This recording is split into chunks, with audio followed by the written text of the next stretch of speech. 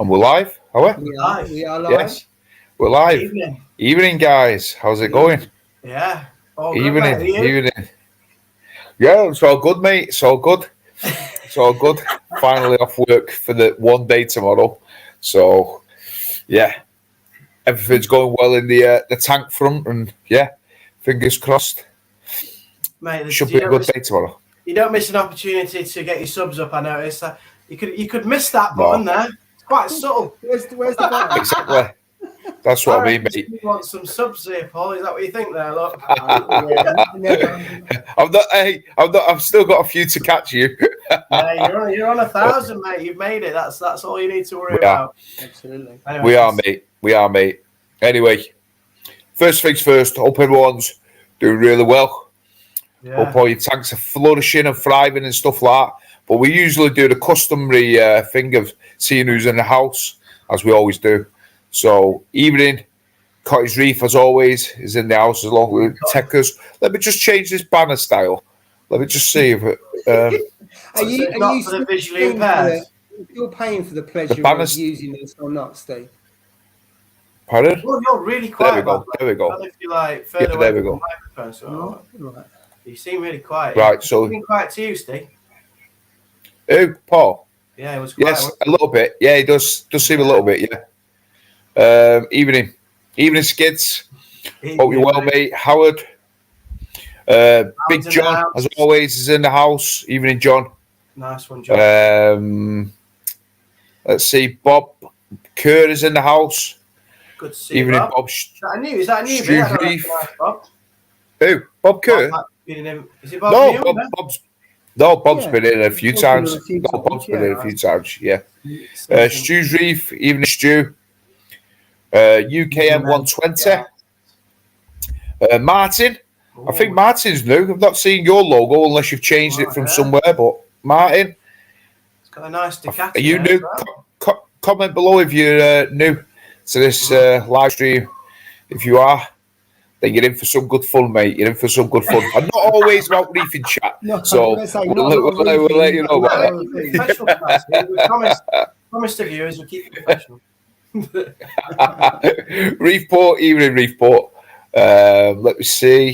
Have I not misled? Don't need to miss anybody out. Haley, evening Haley. Hi, Haley. NG Reefer. The zoo. The zoo, as always. Hope you're not working, mate. Or if you are, keep an eye on the road. Hope you're on a break. Yeah. One of his earlier this week, he said he'd be working, but I'm not too sure if he's driving or he's in a calf or in a lay-by or what. Well, yeah. Be safe, mate. Be safe. Reef King, evening, Carl. How's it going, mate? Good to see you, mate. Errol. Errol's good to see you. Andrew, evening, Andrew. Oh, yeah. As always, Aquarian, evening, Ian. Yeah. Cornish Reefer. Is this a new one? Is this a new chap? I'm not sure. Been on here quite a bit before. Cornish Reefer? No, he's been on a few times. He's got a cracking little nano. Has he? Yeah, really right. Good. Flew believer, I think, but yeah, it's amazing, mate. I don't recognise the logo. Don't recognise the logo. Nice. Great logo, anyway. John's Reef UK. Evening, John. I think he might be a new one. 1-1, I think 1-1 is as well. Wow. I think you're for this. I don't think. I love the logo. I know. The colours in there. I tell you. Spiffy 31, evening Spiffy. Russell, as always. Critical Reef. He's saying, evening everyone, a real quick hello. Got to go off to work, but I'm catching up in the morning. No problem, mate. No problem at all. Mickey boy, Mick, evening Mick. How's it going, mate? Nice one, mate. Brett. Yeah, lads night off. Hey, well done, mate. Well done. PJ Goblin. Love the logo, mate. Absolutely. Love that. That's banging logo. I love that logo. Let me see. Martin's put has been lurking, Steve. So he's been lurking in the background, I take it then. Fair play to you. And I think, Stuart Pinnell. So right up to the very end. So, yeah. Wow. So, evening, each and every one of you. So, first things first, how's things been going with your tank, Paul? As the slimy, snotty diatom stroke algae gone off your rocks now, or is it all gone? Good. It's gone. I used a toothbrush on it, which was a couple of weeks ago, and I've been dosing that Zeobac. Yeah, and Zeobac, got no slimy, brown, algae, stringy, anything like that on the rocks at all. So brilliant. It's gone a lot quicker than I thought it would, I must admit. So I thought it would start growing back, but there's no sign of it. So I'm pleased with it. I mean, you expected, didn't you? Because it's the ugly stage and everything else, but it's cleared up pretty quick. So I'm pleased with that. Added a couple more corals in there. So I put a torch coral in there after about 3 weeks, and it didn't do very well. So I put it back in the tank, and then it went back in yesterday, and it's fully open. The only thing is, because I've got no power heads, the flow is not the best in that tank. So whether it stays in or not depends if it's okay with low flow. Have you got subtitles, Paul? Because I can't barely hear you, mate. Right. Somebody said. Yeah, it's dead. Yeah, John's saying Paul's a bit quiet. Right. Okay, I'll change. We're all turning our blooming volumes up here. You know what? I've not said my usual thing. Can you hear me yet, though? Can you hear me? Can you hear me right now? You, mate. Yeah. I can hear you. Yeah, I can hear you. Yeah, I can hear you slightly, a little bit higher. Right, I'm going to change. Can you hear it, Jay? I changed my headphones. It's still quite quiet, I think, for the viewers. You know, professional stream and all that. It needs to be professional stream. Whenever you're doing it, whenever you're doing it, it's always. Hey, I wouldn't call it professional, mate. I call it as we make it up, though, we go along, don't we? But we all enjoy it, don't we? So that's the main thing. Yeah. But while Paul's sorting all of that stuff out, I want to come back to there was a comment thing about my last video that I uploaded. So hopefully all you guys enjoyed it. Yeah. About me making my own food. So I hope you all guys have gone out to your fishmongers or your supermarkets, wherever you want to go, and get that stuff, because trust me, truly, your fish absolutely love it, and your corals do as well. If you spot feed it with your corals, especially scullies, torches, stuff like that, mix it up, feed it direct to them. It's a win-win, mate, because it's got a bit of the reefroids, it's got a bit of the aqua power from aqua forest and stuff. Obviously, you put what you want to put in, and your powder's what you dose. And you just got to make sure that if you're putting quite a bit of, like, say, for instance, reefroids or something like that, you don't want to go too much. You don't want to be taking big chunks off and banging it in the tank, you know what I mean? Because obviously it could raise your phosphates. You just got to keep an eye on them, you know what I mean? But yeah, get out there, try it, guys. You know what I'm saying? What's the cost of that, Steve? That did you didn't say the cost, did you? I don't think. How much was the cost? Yeah, I said it at the end. It was literally just over the £10. It was a little bit over £10. That's not bad, is it? A lot of. It was a little bit over fresh fish there, mate. To be honest. Yeah, a little bit over £10 it was, because the packs, you know the like the squid and the mussels and the other part, the prawns, not the raw prawns, the finger prawns. The guy actually picks them up with a hand, out of his hand. Yeah, like you can pick what you can say, just give me that. You can give me that much, or give me a bag that much. You know what I mean? And he just picks it with his hand and pulls it in, from the fishmongers, and then you just basically weighs it out. But I think that comes to about £4 something. It was like peanuts, mate. You know what I mean? But it's well worth it. Like, what you're putting. Like I've always said, what you're putting in your tank. Then you know what I mean. You can see it. You're doing it yourself. And then once you've done it and it's all done, it's brilliant, mate. You know what I mean? And then you just take it piece by piece, and that will last me. God, that will last me a good couple of months. That, believe it or not, it'll last me a couple of months, because I don't feed my fish every day. I feed them every other day, and because there's enough going in. You know what I mean? So, yeah, it works a treat for me, and I've been doing it for quite a while now. You know what I mean? So, it definitely works. That's pretty good, though, isn't it? £10 for a couple of months. Can you hear me all right now? Yeah, or not? I can, yeah. Okay. I can hear you, yeah. Good man. Yeah. But yeah, Zeus said, would it work with frozen? I've done it with frozen, and I've done it with fresh. And there's no There's no difference, mate, to be fair. I mean, the fish don't... The fish will eat it either way. Do you know what I mean? Whether there's any... I mean, if you think about it, you know, like when they freeze food, yeah, they basically freeze it instantaneously, don't they? You know what I mean? You know, when they get it, yeah? So all the goodness is still trapped in it, you know, in the fish and stuff like that. So it's not like it's losing any goodness or any freshness in a way. Do you know what I mean? Because it's being like dry freezed straight away. Do you know what I mean? When they packaged up and stuff.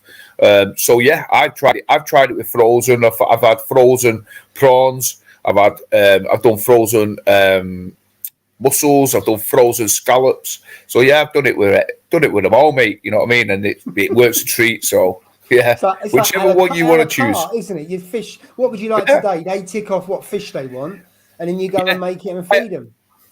Yeah, I have beans and sausage on toast, and the kids and the fish have scallops, mussels, and freaking squid. You know what I'm saying? It's sort of right there, isn't there? I've got to sort this out. You know what I mean? But yeah, brilliant. I mean, like I said, and for £10, a little over 10. I think it came to about 10.87 or something. It was something like that.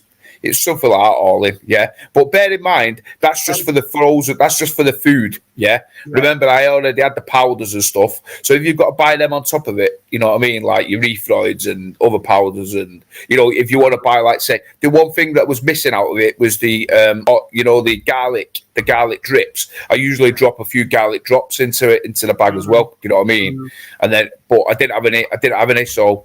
Obviously, I left out, but 9 times out of 10, in fact, no, 10 times out of 10, I will put garlic in with it because it's beneficial for the fish as well. It's been proven it helps, you know what I mean? So, I mean, at the end of the day, it's entirely down to yourselves what you put in it, you know what I mean? But yeah, I would have put more, more, what's it called, seaweed, but I've forgotten that I didn't have enough, you know what I mean? I thought I had more than I did, but I would do that really. It was like watching Rick Stein or something when I watched the video. Like chopping it up, here we are, dicing it into them little blooming hammers and trays, and then spreading it out. I think you did a spot on job. And like you say, you buy them blister packs, and what are they like? They're like £2 or £3 each. And you say it's £10. You had how many of them trays? Was it about 5 or 6? So yeah, you can. I've got five in here, yeah. So, but I filled 2. I've done 2, yeah. But bear in mind, you get 160 cubes in one of those trays, yeah. So you get 320 cubes out of that, yeah. And I only put 5 cubes of my tank every other day. So working it, you know what I'm saying, yeah. So and that is just on the cubes. Then I had two of the packs which were completely full. Yeah, once you'd laid out, now I could go and get them and show them you. Now they're frozen as anything, and you just break them off, and they're just like big blocks of cubes. You know what I mean? Yeah. That's it. So that in itself is like that's going to last well over a couple of months. It'll last a couple of months that for £10. Do you know what I mean? So you know what's gone into it as well. You know what you put in there. And did you put any RO with it or not? Just freeze it as the. It's all that. Yeah, it's all RO. Yeah. So with the cube ones. Yeah. With the cube ones, yeah, you put more water with it, yeah. Whereas with like when you in the blister pack, in the packs, not the packs, sorry, the the zip packs, yeah. You want it more of a thicker paste because you don't want it running out, yeah. So you want it more of a thicker, so you only put like say half of the water, half of the RO water to make that. But then with the ice cube tray type things, yeah, you basically put a bit more water with it, so you want it more runnier. Do you know what I mean? Yeah, so it can spread easy into the molds. Do you know what I mean? And then once they come out, in fact, I'll go and get the cubes in a minute, and I'll show you them in the trays what they look like. Frozen, they're just like perfect. In fact, I'll go and get them now quickly while I'm here. 1 minute, bear with me. See what the fish thinks of them as well. Yeah, I think also compared to the frozen. Jay, when you buy frozen, when you defrost it, it's got all phosphate in the water and that. So at least what he's doing now, it's nice and clean, isn't it? Well, that's it. Yeah, and also he knows what he's feeding his fish as well. He knows what's going into it. He knows what diet they're on. Yeah, and we all love our pets, and it's a good thing. I'm going to give it a go. I'm definitely going to give it a go. But for my tank, it lasts for ages, so I just have to get a tiny little portion of each. Do a smaller portion of it. Yeah. I mean, you do it every day, and I think you probably feed quite heavy as well for the small amount of fish. But even so, you can still make smaller amounts, and it would work I a am treat. quite heavy in and heavy out on my tank at the moment. Yeah. Well, I've always been like that, but I've always swore by the weekly water change. That kind of balances it up. Well, you've got in the routine, haven't you? And the tank backs it. The tank looks really, really good, so you know what you're putting in and what you're taking out. Right, my bloody finger fell on me. Pillar fell on my computer. Then let me just zoom in here. Right. What we're looking at. So there is the actual frozen pack. Yeah. Let's see. How'd you get that out, Steve? Smashed it with a toffee hammer. So Do you break a bit off, Steve? It's a bit heavy. So let me just. There we go. Yeah. So you just snap it off like that. Look. Snap it, yeah. Break it off like that. There. You can buy the blister packs like that, can't you? I wonder the chrome. Yeah. So that's the pack. That's the pack, and then these are the cubes. Look at the cubes there. Oh, they look good actually. They look really good. There we go. Yeah. See ya. Yeah. So the back, the bang on. Five of them. And I put 5 of those cubes in. Yeah, that's all I put in. They look really you know what I mean? Is that it, Steve? So, 5 of those cubes. I'm not sure about that bag one. Why have you got one in the bag? What, mate? Why have you put some in the bag? Is that the excess one, sir? Sorry? Say that again. Why did you put some in that bag? Is that just the excess stuff that you had? No. This was the thicker stuff. So I made this is more chunkier. This has got chunkier bits in. In it. Yeah. So this is more chunkier rather than this. The cubes are more runny and these are more chunky. This is got more like chunky bits in. So like say the clownfish and all that prefer that. You know what I mean? So, but yeah. Mate, you've done a cracking job with that video. You did a really good job with it. I think it's nice to see how you make the food. He's just cleared up how you make the food. Did it bore him that much? Gone to bed. From the garage, Steve. Gone to the garage to warm up. Can't even hear him now. Can't hear you, Paul. You're on mute. You put yourself on mute. Well, I'm on mute. Can you hear me now? You sound like me. Hey, that's copyright, that line. Steve's only the only person to say that. I have to pay him a fee. You sound like me, mate. You sound like me. Can't say that. Yeah, so basically, that's as easy as it comes, mate. You know what I mean? It's simple, mate. You know what I mean? Those cubes, to be fair, they look really good. I'm not so sure about that big slab, but if the fish like it, if the fish I mean, but Joe, you know the mitre shrimp that you buy in the blister packs? Yeah, you can actually buy them like that. So you buy them in a block, and you break pieces off. It's better value. But the problem is you end up breaking more off. So whilst it's better value to buy those in the blister packs, you end up feeding quicker. So I'm not too sure it's more cost effective. But they ran out where I went the other day, and I bought one of the slabs. But I do prefer the blister packs. I mean, it's easier to know exactly how much you're feeding.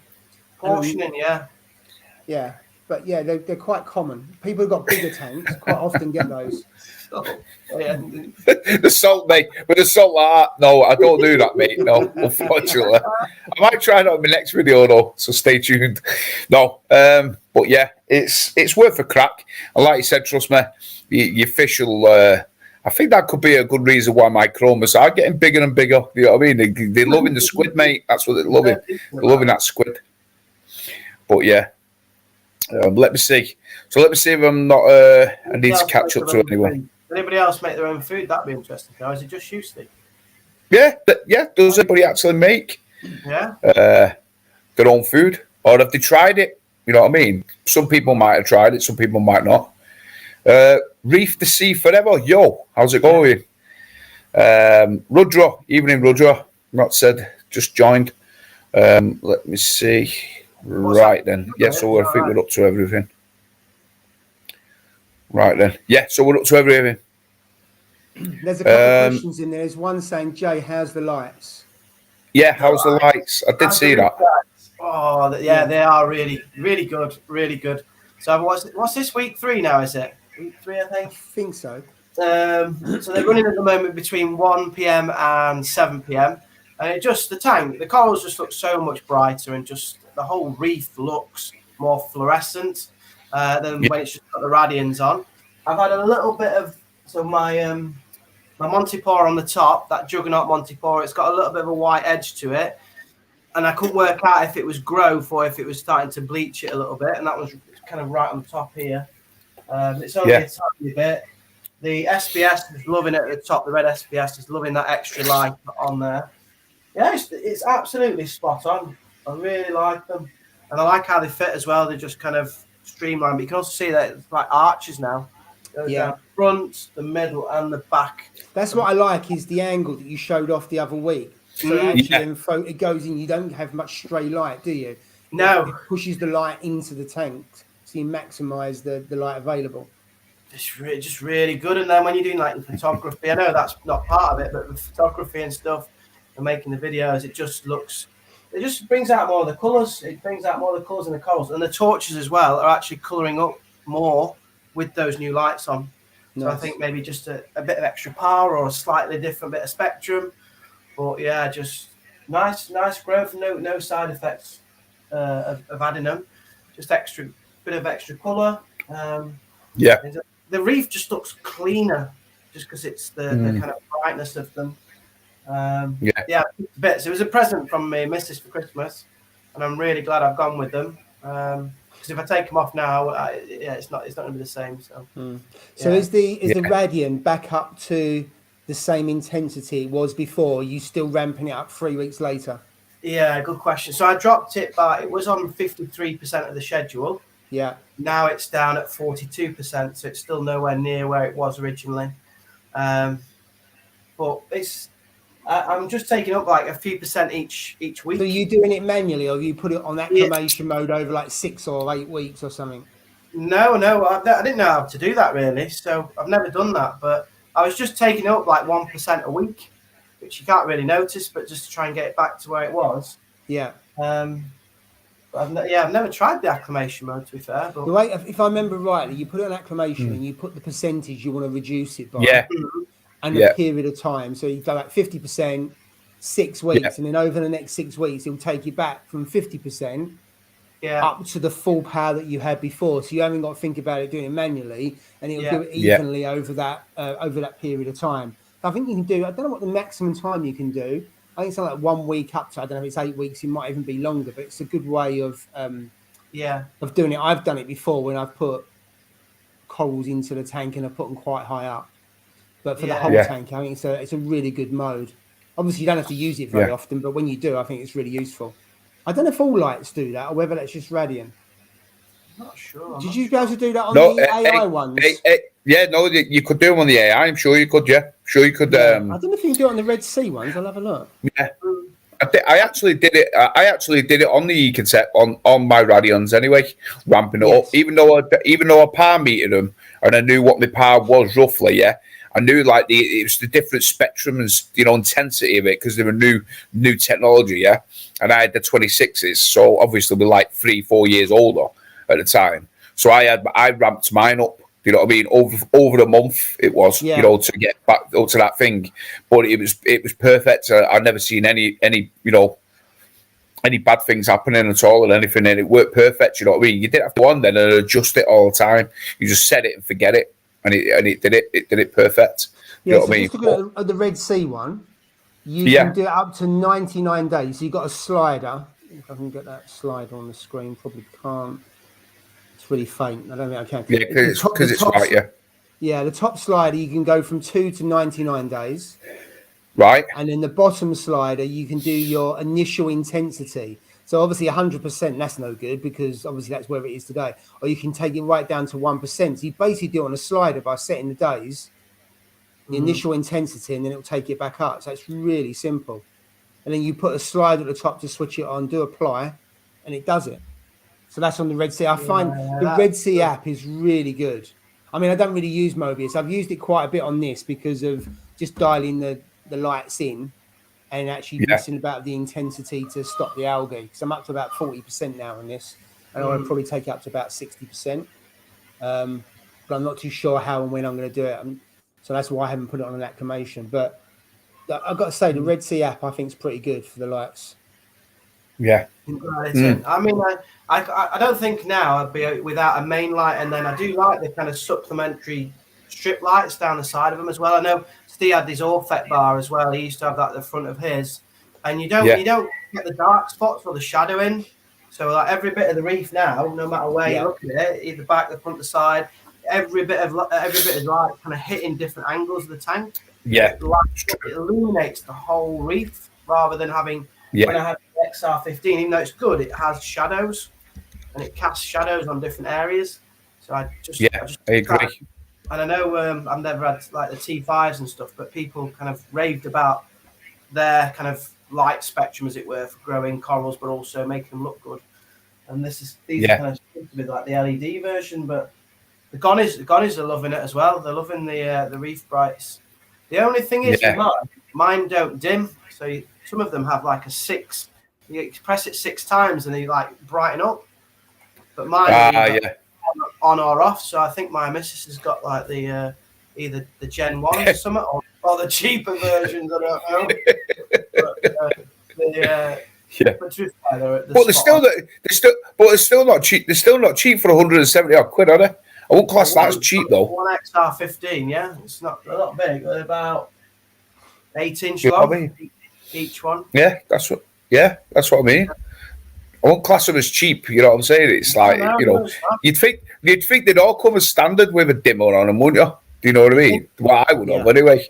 Of some sort. Or if not, then it come with an app or something. Do you know what I mean? Then where you can manually do it. But I suppose really cool lights. The only concern I had was the weight of it, because obviously it's a lot of weight. Just an XR15 on the RMS mount, it's quite a bit of weight, and then you add those extra ones. I think the 2 kilograms. That's 2 kilograms, the additional one. So it is heavy, but it's holding obviously. And that was my worry at first. It's like, is it actually going to try and rip the back of the tank off, basically? Because it is heavy when you're holding it. But you would hope they've tested it and they've designed it so that on the mount and everything else. Otherwise, I mean, that's what you assume, and I imagine they are all right, because they've got quite a good brand and quite a good name, haven't they? Yeah. And you can definitely have them whichever way you want. But chuffed a bit. So I'm so glad I've had them on. Brilliant. Well, we've got a question here from Sky Marine, and Ross probably would have been best for this, but unfortunately Ross is not with us today.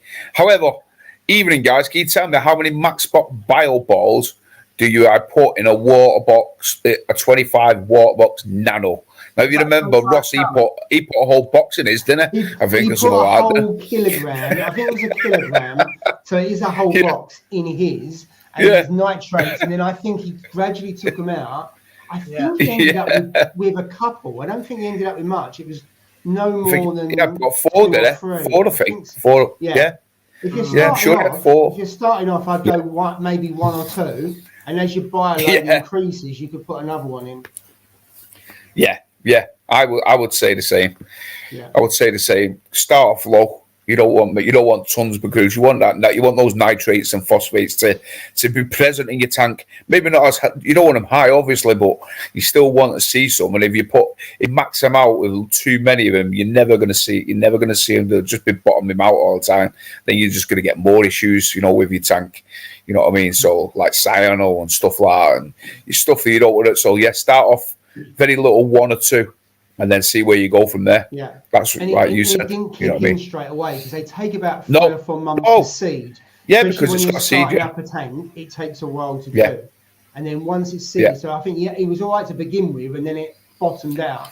So if you do add others in, you're going to bear in mind, if for everyone you put in, it'll probably take 3 or 4 months for them to start to make a difference. So. Totally agree. Or what you want to do, if you know somebody, Scammering, who's already got some bio bottles, who's willing to give you some. I know what I did. What I did was there was a couple of lads who were setting up their tank who were new, and they were just starting out. So I said, well, I'll tell you what. And they had the bio bot, the MaxBot bio balls and stuff like that. And I said to them, listen, you give me 5 or 6 of your bio balls, and I'll give you 5 or 6 of my seeded ones. Do you know what I mean? Because my tank's already established, and they was like, and they couldn't understand what I was talking about. And I went, well, trust. And then I explained to them, I say, listen, these have already got the beneficial bacteria, so it'll be a kickstart to your tank. You know what I mean? Yeah. I'm just trying.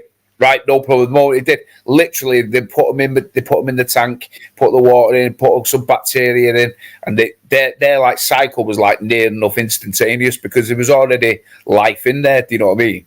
And that's a good thing if you know somebody who's got some. See if they swap some out for you, trade them or whatever. You give him your ones, and let's see. Depending on how much there is, obviously, of what he's got them, but that's what I did. Do you know what I mean? And it's a good way to kickstart your tank off. Yeah, I've done that with live rock before, where I've usually got some rock rubble or bits and pieces in one of the sump, and I've done that where I've given small pieces away, but also I've swapped pieces over. So dead rock, because I've had pieces that have been in the sump for like 2, 3, 4 years, just in case, and that's what I put in here, small pieces into this tank. So it helps the existing tank, but that's not the purpose. It's just really if anyone wants to swap pieces over, or people want some small pieces of rock, then they can just have them. And it helps seed their tank. Seeds their tank. That's the same thing. It's obviously the bio balls, for the size of them, you've got massive amount of surface area, and it really helps, doesn't it? Yeah, absolutely, mate. Absolutely. It definitely helps. I've got 2 different types of bio balls in mine. I don't know why I decided to do that, but yeah, I've got 2 completely different brands. So in chamber, I've got the Max Spec Bio Nanosphere, the nanospheres in the middle. Yeah, spheres, yeah. And then I've got the what's it called? I forgot what the Biohome Media or something. I think it is. I've heard of it. They look like little dog biscuits, little brown, little long. I know the ones you mean. And then. Oh right. Oh yeah. What are they called? Something like. It's not like the Cyperax, is it? No, Cyperax are like hula hoops. Brown. No, not like them, is it? Hula hoops. They're not. They're not round. They're like little cylinders, like little dog biscuits. Oh right. Steve. Obviously, Aaron's aquarium. He used to have them, didn't he? Do you remember? The wife. He had a massive amount of those. Yeah, I do remember it. Yeah. Vaguely, to be fair. Yeah, it's Reef is saying it's the Biohome Media. Yeah, that's it. Yeah, that's it. Yeah. Because I think when I was setting mine up, I've forgotten his name now. I'm with the other nano. I keep forgetting his name. Can't believe this, can you? Well, Nathan Willard. Yeah, he set his up with the Biohome Ultimate Media. Yeah. Yeah. Well, what Nathan does really well, each tank he sets up, he uses the rock that he's had from previous tanks. So it really helps him because he's got rock that's like 9 years old. Yeah, well, so exactly. To cycle his tank, so it makes such a big difference. Yeah. Yeah, that's it. Look, it's like but it's a bit cheaper. Than and I've got that under my filter sock, so I don't know. I've got 2 different types, and my tank's doing all right from when I set it up. Well, exactly. Your tank's looking spot on, mate. So it's definitely working, isn't it? I don't know if it attracts different bacteria to each one. I don't know, but anyway, I give it a go, and it seems to work. Well, Brett's asked us to do a shout out to the lads of the customer service guys and Stuart Bertram of D&D. So there you go. Yeah. Shout out to those. Shout out to those guys from Brett Dyer. Let me see. Any of the DD stuff I've had, if I've got any questions or anything, when I go onto the forum, they've been really good. And as you know, I messed up the weir on my DD tank, and they sorted it out. I took it back to the factory. They replaced the weir, and it was really good. I mean, it happens. It was, it was only down the road. It was only 40 minutes away from me. So I've got to say, their customer service I've found in the past to be top notch as well. Yeah, Jake.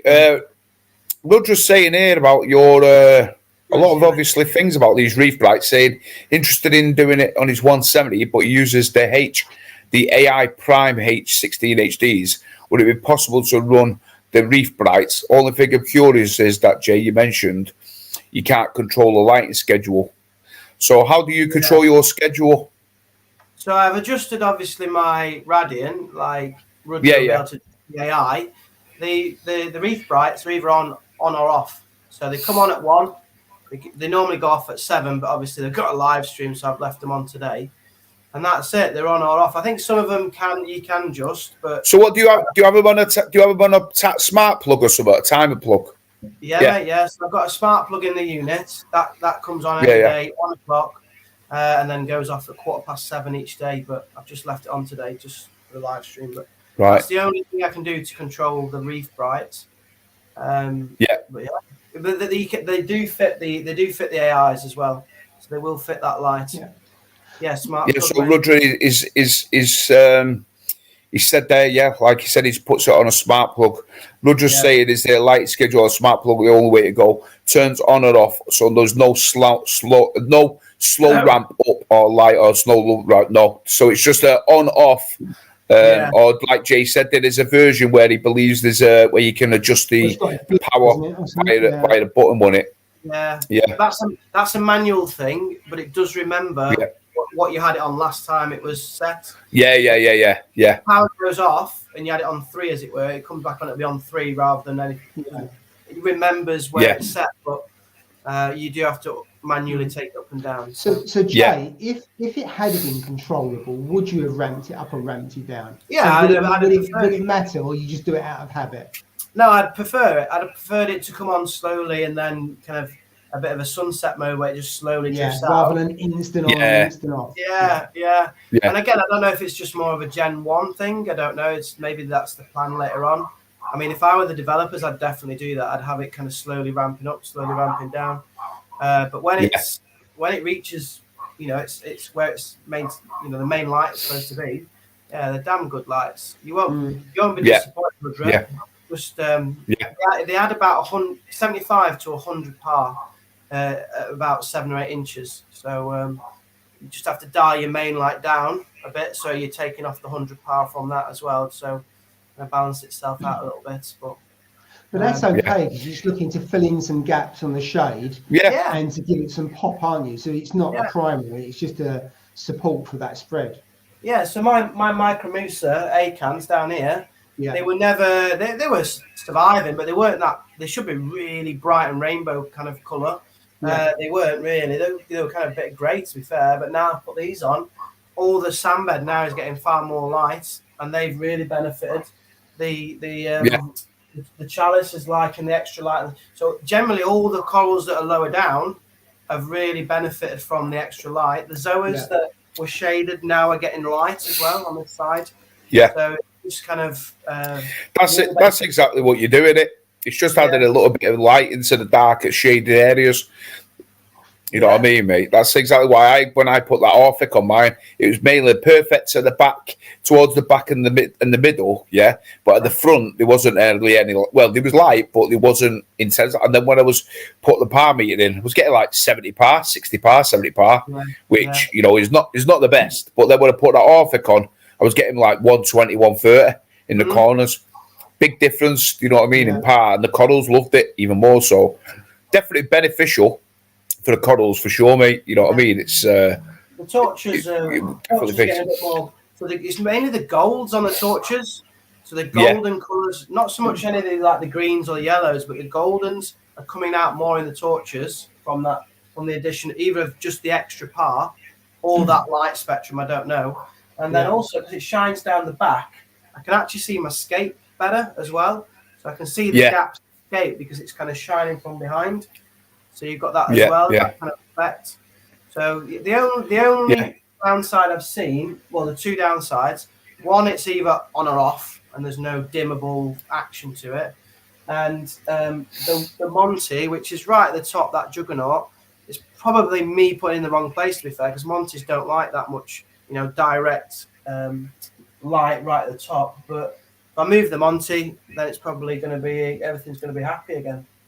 So I think that torch is a combination of a couple of things. One, you've got a bit more blue, so it's popping a bit more. So it's the spectrum and also the highlight. Because I've got it looks like a gold torch in a floating aquascape, and I've fragged a piece and I've put it in another tank, the tank next to it, and it's nowhere near as gold because the lights are higher and the spectrum's not as good. So it looks like 2 completely different torches. It's not gold at all. but the other one's quite high up, so it's definitely that bit of extra light, and the floating aquascape is a bit bluer in the light as well, so it's a combination of the blue and higher up, and it's making such a difference, whereas the other piece looks a bit crappy in comparison to that, because you wouldn't think it's a gold torch, and that's down to the light. Whereas mine's totally different. Mine's totally different since I've moved my gold torches on the floor. Yeah. Where it's lower light, my gold torch is coloured up.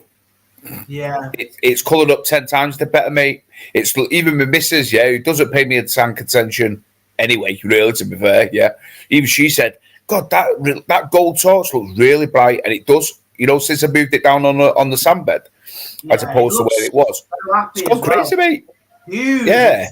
Glowing and... It's got really crazy over there. It's definitely found it spotted enough. I can't move that now, that's for sure. But going on to some of these questions, because we are running, people are like commenting like mad. So let's get on to some of this. So, do you guys run presets or try to custom from sites like Worldwide Coral or AI? Well, I used to, when I had the AI, the 26s, I used to run the David Saxby ones. The Saxby row one.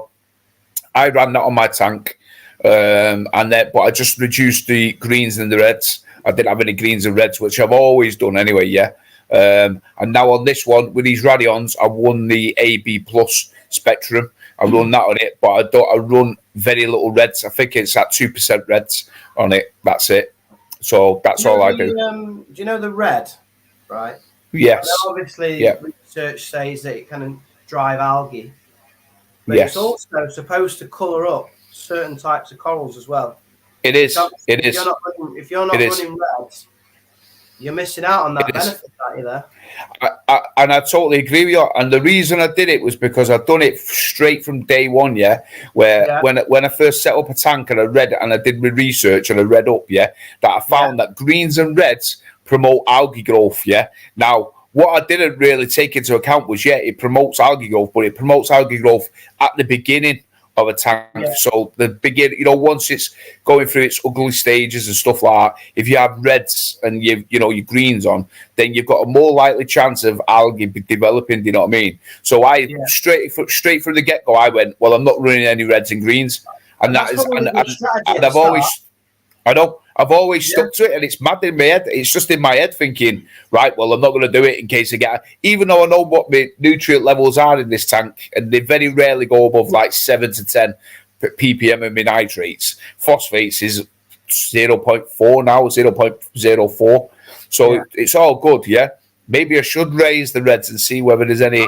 I see anything happening. If it works, though, if it works for you, Steve... Then, it works, but like Jay said, he could be missing out on something. You know what I'm saying? So you just don't know, do you? You know what I mean? And try things, but then again, it could go the opposite way. So that's what I do, Brett. I do run the ones off the thing because they're proven, aren't they?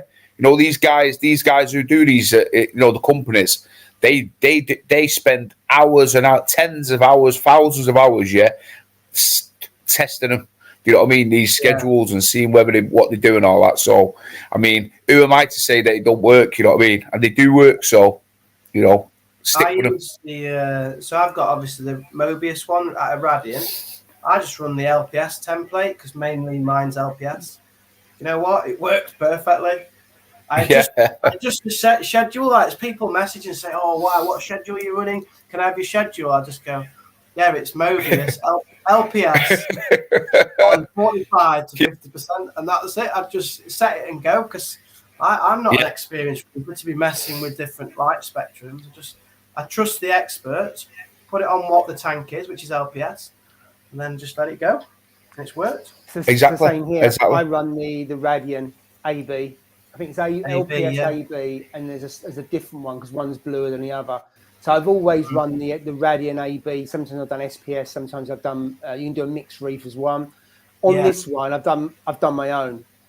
So what I've just done, I've just set the whites to X and the blues to something or other, and just left it at that. But I might go over to one of their templates as well. I don't think you can go wrong with the templates. Oh. And I'm not one. Other than this, I'm not one to tinker the lights. I just set the lights up, and that's it. I just let the lights go. And then sometimes I might increase the intensity If I think that some of the corals around the edges or anything are just not getting enough light, then I might just up it by 3 or 4%, and then just take it up and just leave it at that. Because each time you make a big change on the lights, it can affect the corals, and they'll stop growing for a while. We discussed that before. Yeah. I think SPS are affected more than LPS on that. Yeah, but for they sure. can get affected by that. So I think just set them up, plug and play. Really, that's the whole point, isn't it? And as you say, the templates have been tested on the Radians since the early days. When I had Gen 2 ones, they had the AB on there as well. I think that was first tested in coral farms up in Canada years ago.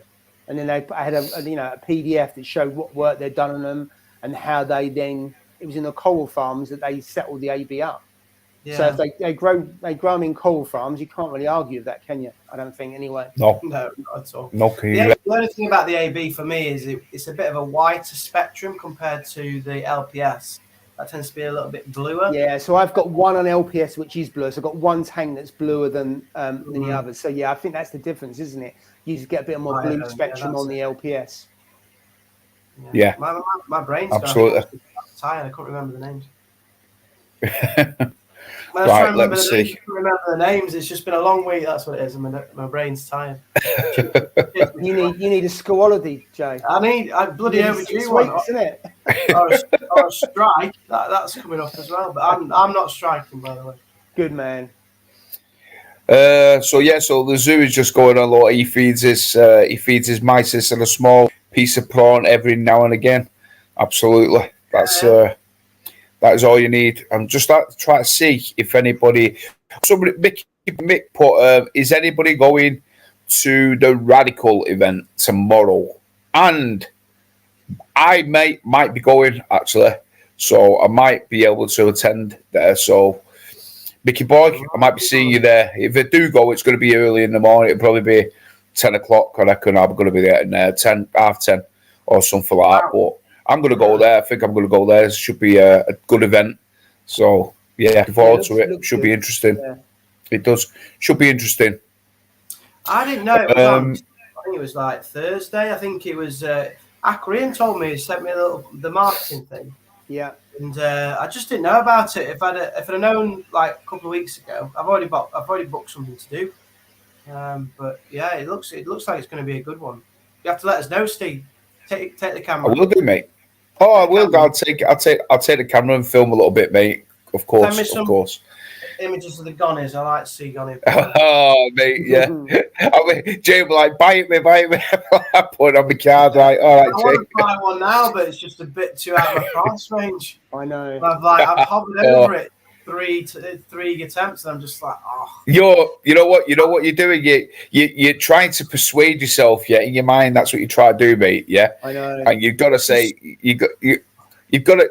If you want something like that, because you know what you don't want to do is like with our chalice, what we got, yeah. I know that if I wouldn't have bought that chalice, I would have been like sitting here now going, why the hell didn't I buy a chalice then? You know what I mean? Yeah.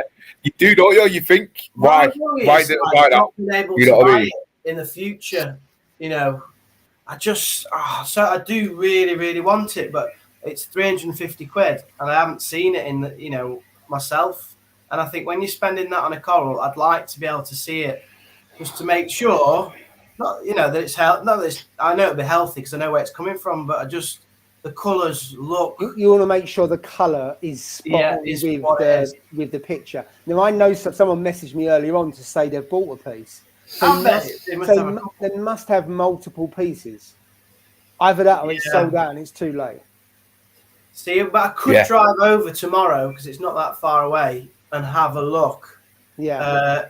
And that might be then. If I get there in person and it looks like a picture, then I'm definitely have to buy it then. I can't believe you'll walk out without having a piece. I want a flame. No. I've been looking for like a flame style gonny. Yeah.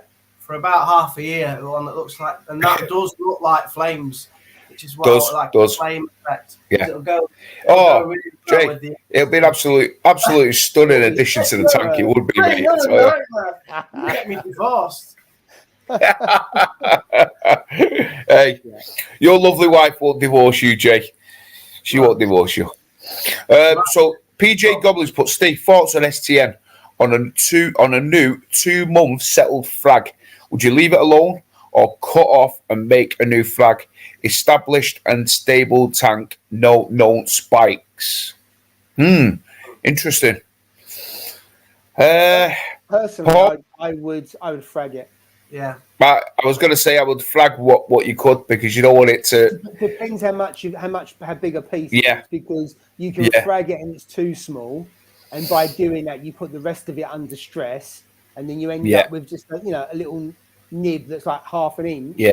And then the smaller the piece, the more risk of the rest of it going. And if it went, the whole piece would go in 24 hours. That's it. So it really depends on the. I mean, some people I know have glued around the base of it. So that, I haven't done this before, but what I've read before is that some people glue or putty around where it is. Where it's where it's stripping. I have fragged pieces back, but not when they're too small to start with. So it really depends on how big the piece is that would remain. Exactly. You have to go just a little bit above the white, just to make sure. And if it's a small frag, then you end up with nothing. That's the problem. Yeah, it's true that. True. I'd frag it and spread the risk. At least you got 2 that you could maybe survive, or you just you're edging your bet. So you've got to go with just trying to split it on you a little bit, I think.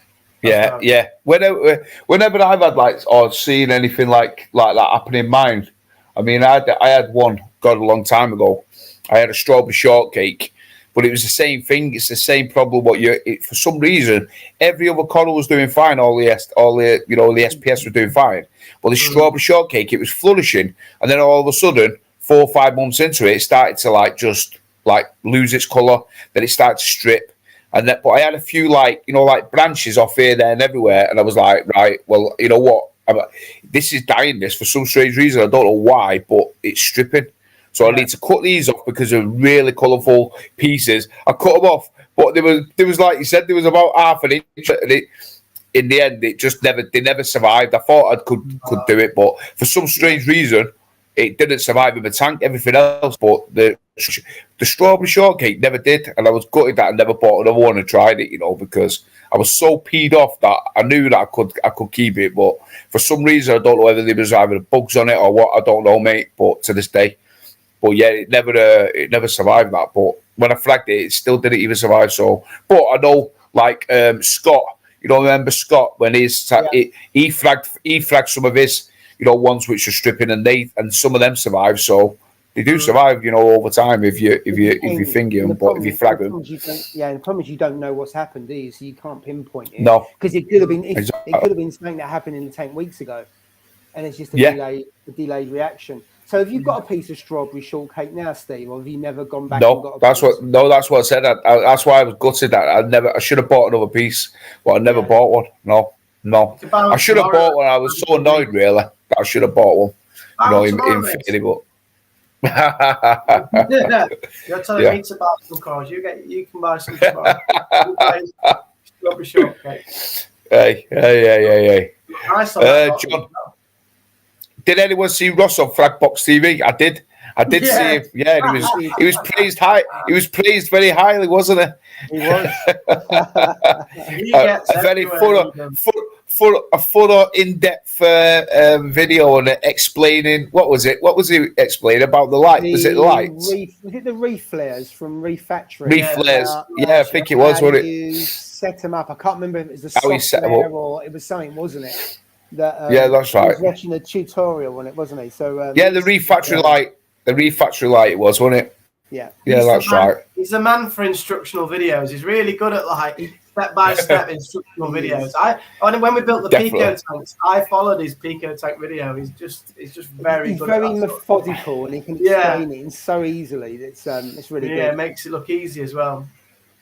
Paul's having technical issues. So that was about 20 minutes ago. Is it all right now? Because I've changed my mic. You're still a bit quieter. You're still quieter than you normally are.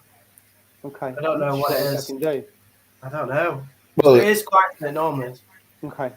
Yeah. Never mind. We can still hear you. So it's. I'll have to shout. Yeah. Evening, Clayton. Evening, mate. Nice. Let's see. I'm having a look. Your nanos are looking very nice. Jay, did you sort out the air in your dosing lines? So I was on a live stream, wasn't it, about a year ago, and I had so I've got 4 lines. 3 of them have never had an issue. It's just one of them, which tends to be the furthest one away, gets the air in. So then I bought those, what are those little valves called? I don't remember. Yeah, the non-return valve. Is it non-return valve? Yeah. I've got them on mine. Perfect, aren't they? They're perfect. Well, mine still loses its pressure. I have to. Serious? Yeah, serious, mate. Wow, mine have never, ever, mate, ever, never. Once the liquid is like literally like been sucked up, it doesn't move from there, mate. It stays in it. So is it still going stays back? in it. You're still losing the liquid. It shouldn't go back. Into the bottle. Still goes back. Have you put them right? Have you put them on the right way? I plumbed it. It's plumbed right. Let me show you. Do you want me to show you? Yeah, because there's a certain way you do it. Yeah. You want to see the plumbing? Jay's put them wrong. Yeah, give up. You probably put it upside down. Yeah, put it the wrong way around or something. But you can. Yeah. You can put it the wrong way around. You can do. Can you? I think Ross should have made an instructional video for this. No, Jay, no joking. I've lived with it for a year and a half now, so it's just one of them things. You can put it the wrong way. Yeah, you can put it the wrong way. Right. Can you see it? There it is, look. Is that the wrong way?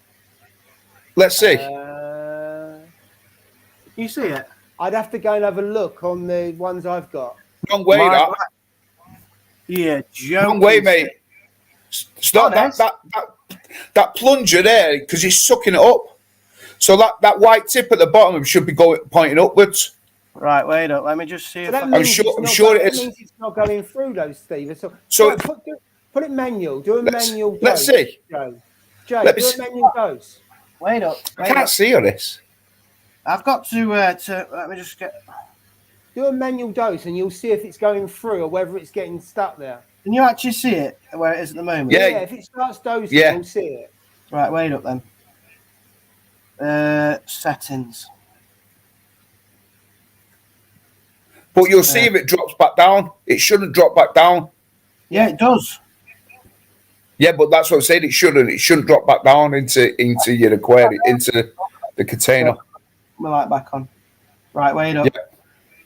Yeah. I'm getting there. It's not going to be worth the wait, to be honest. Not that exciting.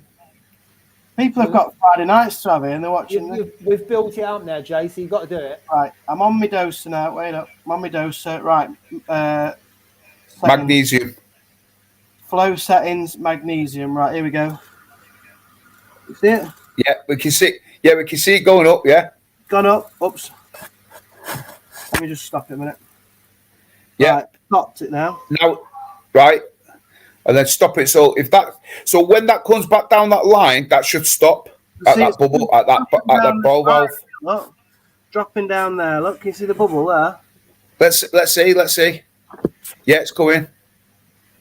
Yeah. Very slowly, but it's dropping back down again. It's dropped there. Yeah, it shouldn't do that. Yeah. I would get a shouldn't new do that. In case it's faulty. Yeah, I would get a new one. It shouldn't do that. No. Shouldn't do that. Well, shouldn't do that though, because it should stay. It should stay in the once any liquid has gone past that little fitting. Yeah, it should. Past there. Once it's any liquid that's in that line should stay there. It shouldn't come back down into that tub. Yeah, all the rest of them are fine. They all stay prime, but this one, look, you can see now. You can see it moving back. Yeah, slowly dropping back. There must be a fault. Must be a fault with it, mate. You need to get a new one of them. Fit a new one on it. Right. So it's the right way around, is it? Yeah. Yeah. Yeah, it looks that way now. If it wasn't, it wouldn't be passing through that way. Well, yeah, I suppose, no, it wouldn't. Yeah, all right. Yeah, it wouldn't. Yeah, it wouldn't do that. I've got a faulty one. Is that what you're saying? Yeah. Well, I've tried. Yeah, anyway. It could be a fault on that. If you've got spare ones, you might as well just. No, I don't think. I just bought one. I think it came with one. I can't remember now, but I'm sure it just came with one. You can buy some. They buy really cheap off of Amazon or something like that, Jay. Yeah, exactly. Oh, I've had to fold my towels up now again. Bloody hell. I got to have the towels right. There we go. Toothbrush that. Right, nice one. So I need to buy another one. Yeah, right? I would. A couple of quid. I would get a new one. Also, the zoo's headed off to bed. He's got to be on the road. Bored into bed. Wow. Hey. What? God bless, mate. Be safe. Take care, Paul. Thanks for dropping by, He's at mate. the road at 12:30. Yeah, thanks for dropping by, mate. As always. Cheers, Paul. And Atkins Nature Aquariums has joined. Evening, Hey, Atkins. Yeah. So yeah. So where am I? Mickey Steve, Boy. there was a couple of comments. Steve, there was a couple of comments about the valves and about checking the valves and TMC containers. Yeah, that's why I've got a TMC container. What was it say about that, Steve? Those TMC containers issue where that's what I believe is the issue. They don't seal properly. Oh, so what he's saying is if there's not an air like seal, complete air seal, then that could be the reason why it's dropping down as well. You know, I believe have you got a cable tie? Have you got a cable tie where you can tape cable tie, then you know where it fits in? Maybe you know where the tubing fits onto it, and just tighten it. Yeah. Maybe you know, try cable tie. You know, just cable tie it and tighten it as tight as you can, and it'll just crimp that plastic onto the outlet. You know what I mean? And see if it drops. You know what I mean? It might not drop then. Like you said, any sort of little bit of air, like Stu said there, will make it drop back down. You know what I mean? Because it's not sealed. So it is a bit of a nightmare. I end up priming it every week, like just priming the line, and then there's enough in the line. Then there's enough in the line between the doser and the actual dosing line that it keeps dosing throughout about a week. If you know what I mean, it gets trapped in that point. There was a comment above that from Steve Webb that says about the actual dosing pump head. It could be split. If on the pump head, it could be the tube in there because that gets worn out from where it goes round over time. Yeah, I know you don't dose that much, but it could be that's split and then it's pulling in the air. So that's a one to check, Jay. I'll have a look at that. Yeah, I mean it's always been like that since day one. That one's always been. It's either been broke from day one, maybe, or it's just never sealed. It's never been sealed, has it? That's the problem. What you could do, have you got those return those valves on the other pumps as well? No, just on that one. Because I've never had a problem with the others. You had the problem, right? Okay. Yeah, I've never had a problem with the others. They've always been primed. They've always just worked straight away. But it's just that one. But it's the one that's furthest away from the doser as well. So I don't know if like the line's a bit stretched. I don't really know, to be honest. But I've given up worrying about it because I just prime it once a week and then just leave it. But kind of live with the fault, as it were. But I shouldn't have to. But you shouldn't have to. Clayton Moore's asked, "What are your guys' thoughts on how much flow there should be in a reef aquarium?" Well, quite a bit. Subjective, it could be. Depends on what your stock is, doesn't it? Really, you know what tank you've got. If you've got an LPS or softy tank or an SPS, obviously SPS require quite a ton of flow. You know what I mean, and stuff, especially on the top and like mine do. I know that for sure, especially on the left hand side. They prefer loads because the polyps come out a lot more. Then, do you know what I mean? So I find that a lot of flow on that side, whereas on the other side, LPS they didn't really like tons of flow, really battering against them. Do you know what I mean? So only since I moved them on the floor and they're getting like the bit of flow, you know what I mean, around. Yeah, that's not too heavy. It's not too weak either. It's in that in between. They're loving it. So it depends, in my opinion, on like what your stock is. You know what I mean? I don't know what you think, Paul, but I'd go with like what your stock is. I think most of us probably haven't got enough flow in the tank. I think a lot of us reduce our flow because it kicks the sand about, so that doesn't help. And I can see why people go with no sand because they can really ramp up their flow and haven't got to worry about having a sandstorm. I think where corals don't seem to like it, not many corals actually like to be in front of a power head. But if they've got a bit more distance, they can take that flow. It's just they're right up close. They don't like it at all. But I suspect, I know I probably haven't got enough flow. And I think what you find is the more you get in your tank, the more pumps you need to add because it breaks up your flow. And so where if you got two pumps, say one at back, one at the front, when you start getting more corals, you then need to have other ones at different angles because it breaks it up. So I suspect most people haven't got enough flow. I don't think I've got enough flow in the 3 tanks. It's kind of do you think how you do it and everything else. Yeah, go on. So you're saying in terms of like you've not got enough pumps in your tank, or you're not turned up enough, or you're not turned up? Like, because I know not enough pumps. If I have a look at all, not this tank because this hasn't got one in it, but if I look at the other 2 tanks, if I had smaller pumps in different places, blowing in different directions, I think it then gives it a more random, and you've got more coverage. Right. The only problem is it's when I've got the Red Sea 170. If I was to put more pumps on that, it would look really ugly because then you've got it all around the glass. When I had in the 900, I've now only got 2 MP40s. But when I had a Tunzi and a Nero 3, even though it's probably less flow, it's in different places, in different directions, and I think that was better. So I do think potentially having more pumps helps because you've got different direction. You think you've got them coming out the corners, you've got them direct. If I had no sand, I'd definitely have 2 by the sand bed, just kicking stuff around for the dry. No, I agree. So I'd hit more angles and more pumps, I think, on that than I have. And I've seen that from a really big tank. So if you look at a tank at AAC, the display tank, as that's grown out, Paul's added more pumps to deal with dead spots and to deal with different angles to hit the corals. Because as it's grown up, it's changed all the flow and the dynamics of the tank. So just going from that, and when I've had tanks with smaller pumps, it's really helped. Yeah.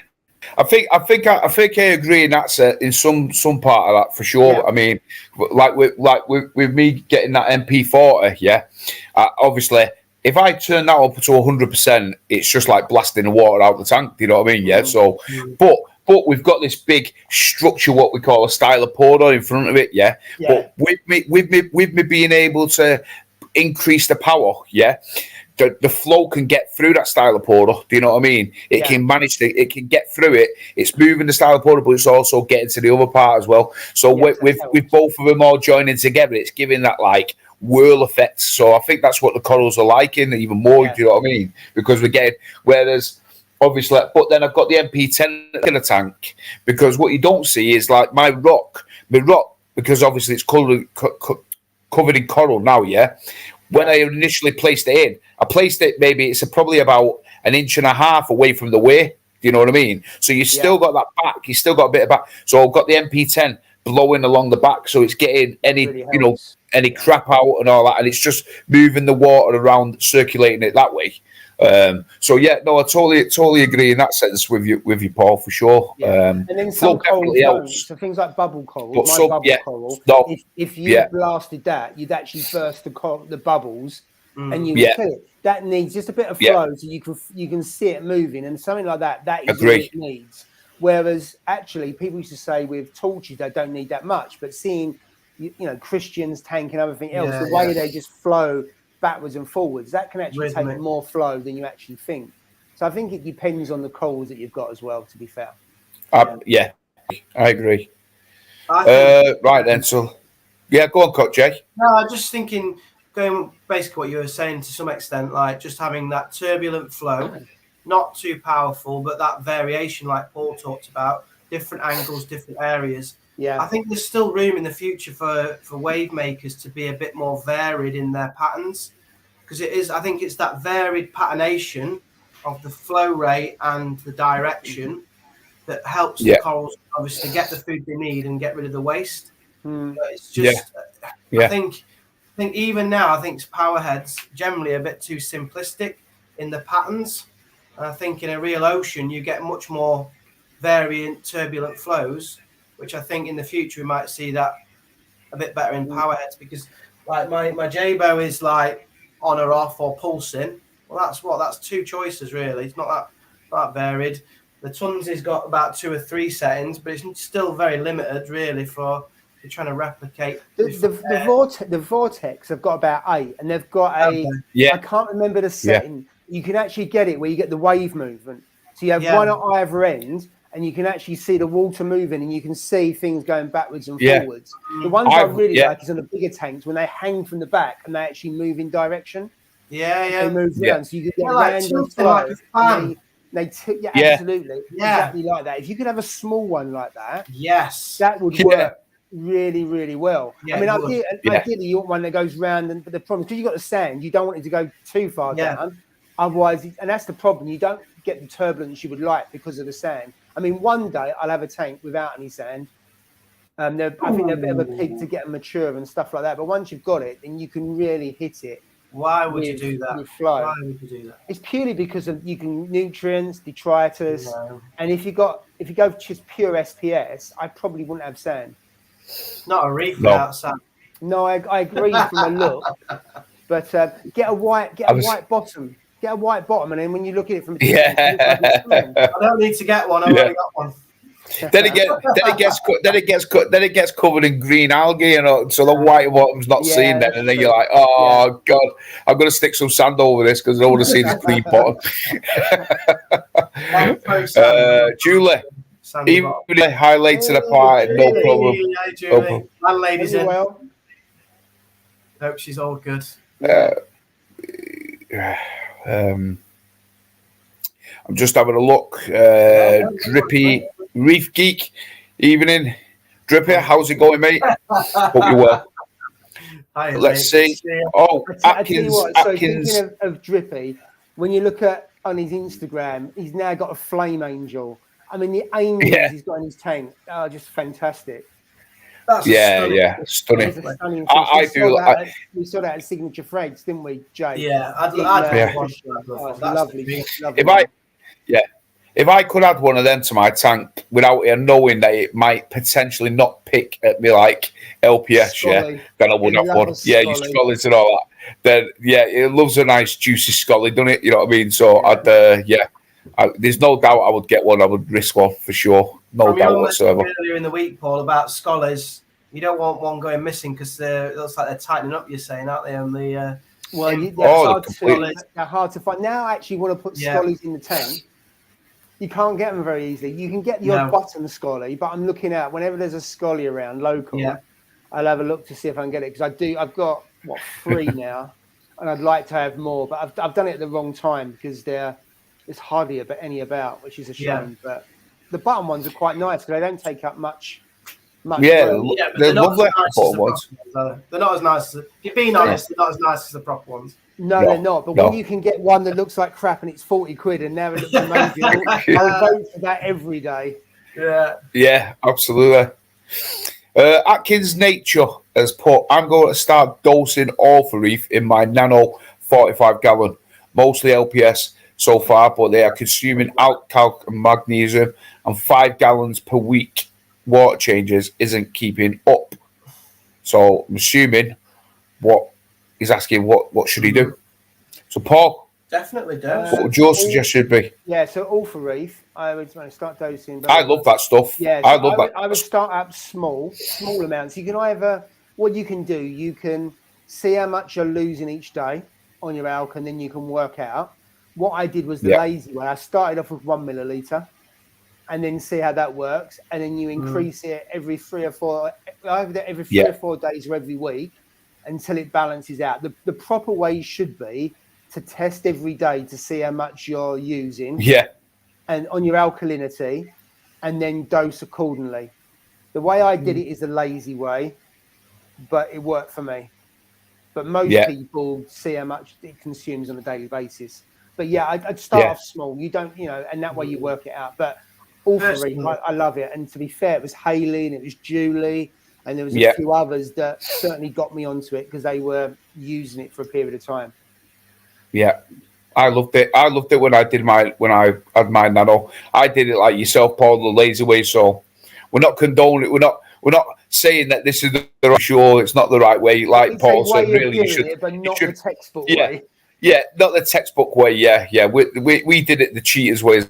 Or the lead, but I did exactly like you. 1 mil, started 1 mil, and then checked it, and then did it. Then the following day, the following week, just like kept it, then raised it up to 2 mil, and I just did it, and then I checked it again, and then you find that balance, then don't you? And then I found that in my little frag tank, which I had, which was 70 liters, I think it was 65, 70 liters.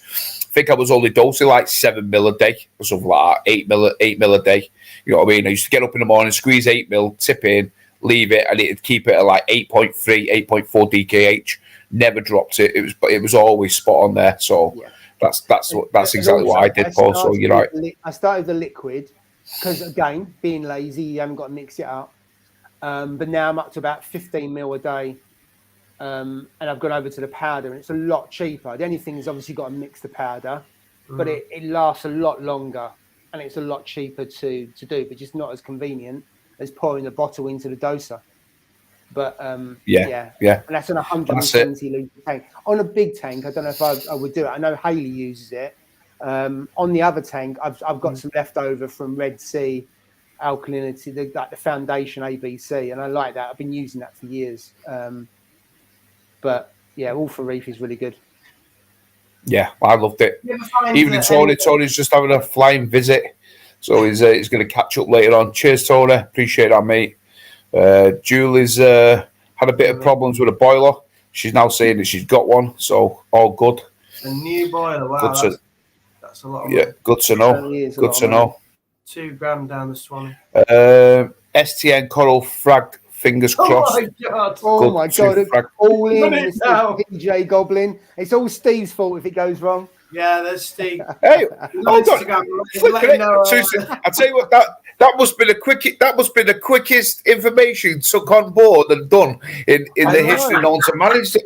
We were all talking about it 15 minutes ago. Oh my god! Hey mate, you're on the box. Hey, no messing around. I would have worried about it for a couple of days. I either would have died. It would be too late. Yeah, 10 out of 10 there, pal. 10 out of 10 there. You've got to let us know next week how it's getting on with fingers crossed. Absolutely. We feel guilty. Absolutely. We're either going to be heroes or we don't know our ass from our elbow. Oh, mate. Come on now. Let's see. Mickey Boy, scholars are everywhere. Not where I live. They're not important. Not down south. Not down south. Must be all up here in the north then. Maybe. Must be up in the north. Ayla's put yes, she's still an all for reef fan. Absolutely, I still dose it on my tank. There's nothing. I've said it time and time again. Anything like 200 litres, 200 up to 200 litres. Yeah. That all for reef is bang. You don't need. I don't think you really need anything else, really. In my honest opinion, you know what I mean. I know, like if I had another tank and I was just, 150, 200 litres, I'd just use that. I wouldn't go on to like this aquaforest stuff or anything like that. I'd just use the all for reef, and I'd probably switch to the powder. So obviously, it's saving you money as well. You know what I mean? And you can put it in a 5 litre or 10 litre. Container and you're good to go, but you're right. You only need one dosing pump, whereas exactly, you've got 2-part or you've got 3-part like I use in Red Sea. A lot of the others you need more than one dosing pump, so it's more economical, cheaper for the kit. The powders, I think the powder's pretty reasonable in terms of price. So you can't go wrong. Why you say only nanos? I don't get the point. Why you say only nanos and only up to 200 litres? Why? What? If you don't up to a 200 litre. I'm saying like for ease. I'm just saying for like ease because you know what I do. I go on kalkwasser. That's what you know why? Because I go on kalkwasser, mate, and stuff like that. That's what I do first. You know what I mean? But I'm saying for like ease of because remember as you stocked up and gets heavily stocked and all that. That one, I don't think that'll be. I think you've been putting that much into your tank. You know what I mean? Over time, in my opinion, like tons and tons. A bit like I'm doing really with that aquaforest stuff. You know what I mean? And then you've got to find the balance then and say, right, what else can I do to to offset it? Like, and now I've gone on the kalkwasser. Now I'm thinking to myself, why didn't I go on this kalkwasser stuff a year ago? You know what I mean? Or maybe more than that. You know what I mean? And you always find something different. Steve, you talked about it a year ago. It's just taken a while. And I get why, because you're thinking, oh my God, I've got all this coral, all this investment, and I've got to make the change. So I can understand why you was kind of navel gazing on that one. Because I would do the same. And I've got to admit, that I mean, that Verso is just like incredible. It's set. You know, you all know me. Yeah, I'm a lazy reefer in one sense. That's what I should have been called, not Muggsy's Reef, lazy reefer or something like that, or something daft. Yeah, that's what I should have been, because all I want to do is I want to set something up. Yeah, I want to set it and forget it. I want to enjoy my tank by looking at it. I don't want to be messing about with it, cleaning it, doing a load of stuff to it, tinkering with this, tinkering with that. All I want to do is like just get in from the house after work, sit in, enjoy my tank, look at the corals, and just see the growth. That's what I want to do, you know, in my tank. That's what we all want to do, don't we? So, like with that with that dope Verso, you just set it up. How much you want to dose? Press start, and it does it, and it's just continuously running 24 hours a day, just like pumping it into the tank, little tiny drip into the return chamber. Yeah. And that's it. It's as easy as that, mate. But it's like you said, Paul. The worry for me was I didn't want to overdose it. I didn't want to like, you know, because it's a potent substance. This stuff, you know what I mean? It's like so you read into it, you're like, holy moly! Like you don't realize how potent it is. Yeah. So it's like, right, God forbid, what happens if it stuck on the pump too long, or it malfunctioned and it went round spinning around like that. You know what I mean? And all these things go in your head. So you've got to weigh up the pros and the cons with it, you know what I mean, for sure. And like I said, but you know what? It's, for me, at the time, it's working out really, really good, and I'm really happy with it. So, seeing really good growth, you know what I mean? And it's only been, 6 weeks? So, I can't wait to do like a 6-month update. I've took photos of when I started it, and now I'm going to take photos in the middle and like 6 months, and we'll hopefully see the difference, you know what I mean? So, it should be good.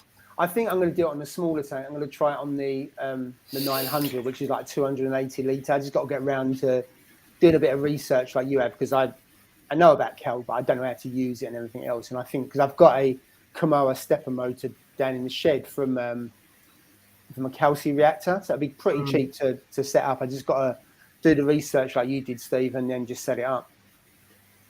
Yeah, exactly. That's it, mate. It's just and it really, like I mean, I suppose at the end of the day, for me, it was more of like apprehension. It was more of like, do it now. I've got to do it now. I've got to do it now because it's getting a bit. And then you once you push to that thing, you've got to say, you know what, I'll try it.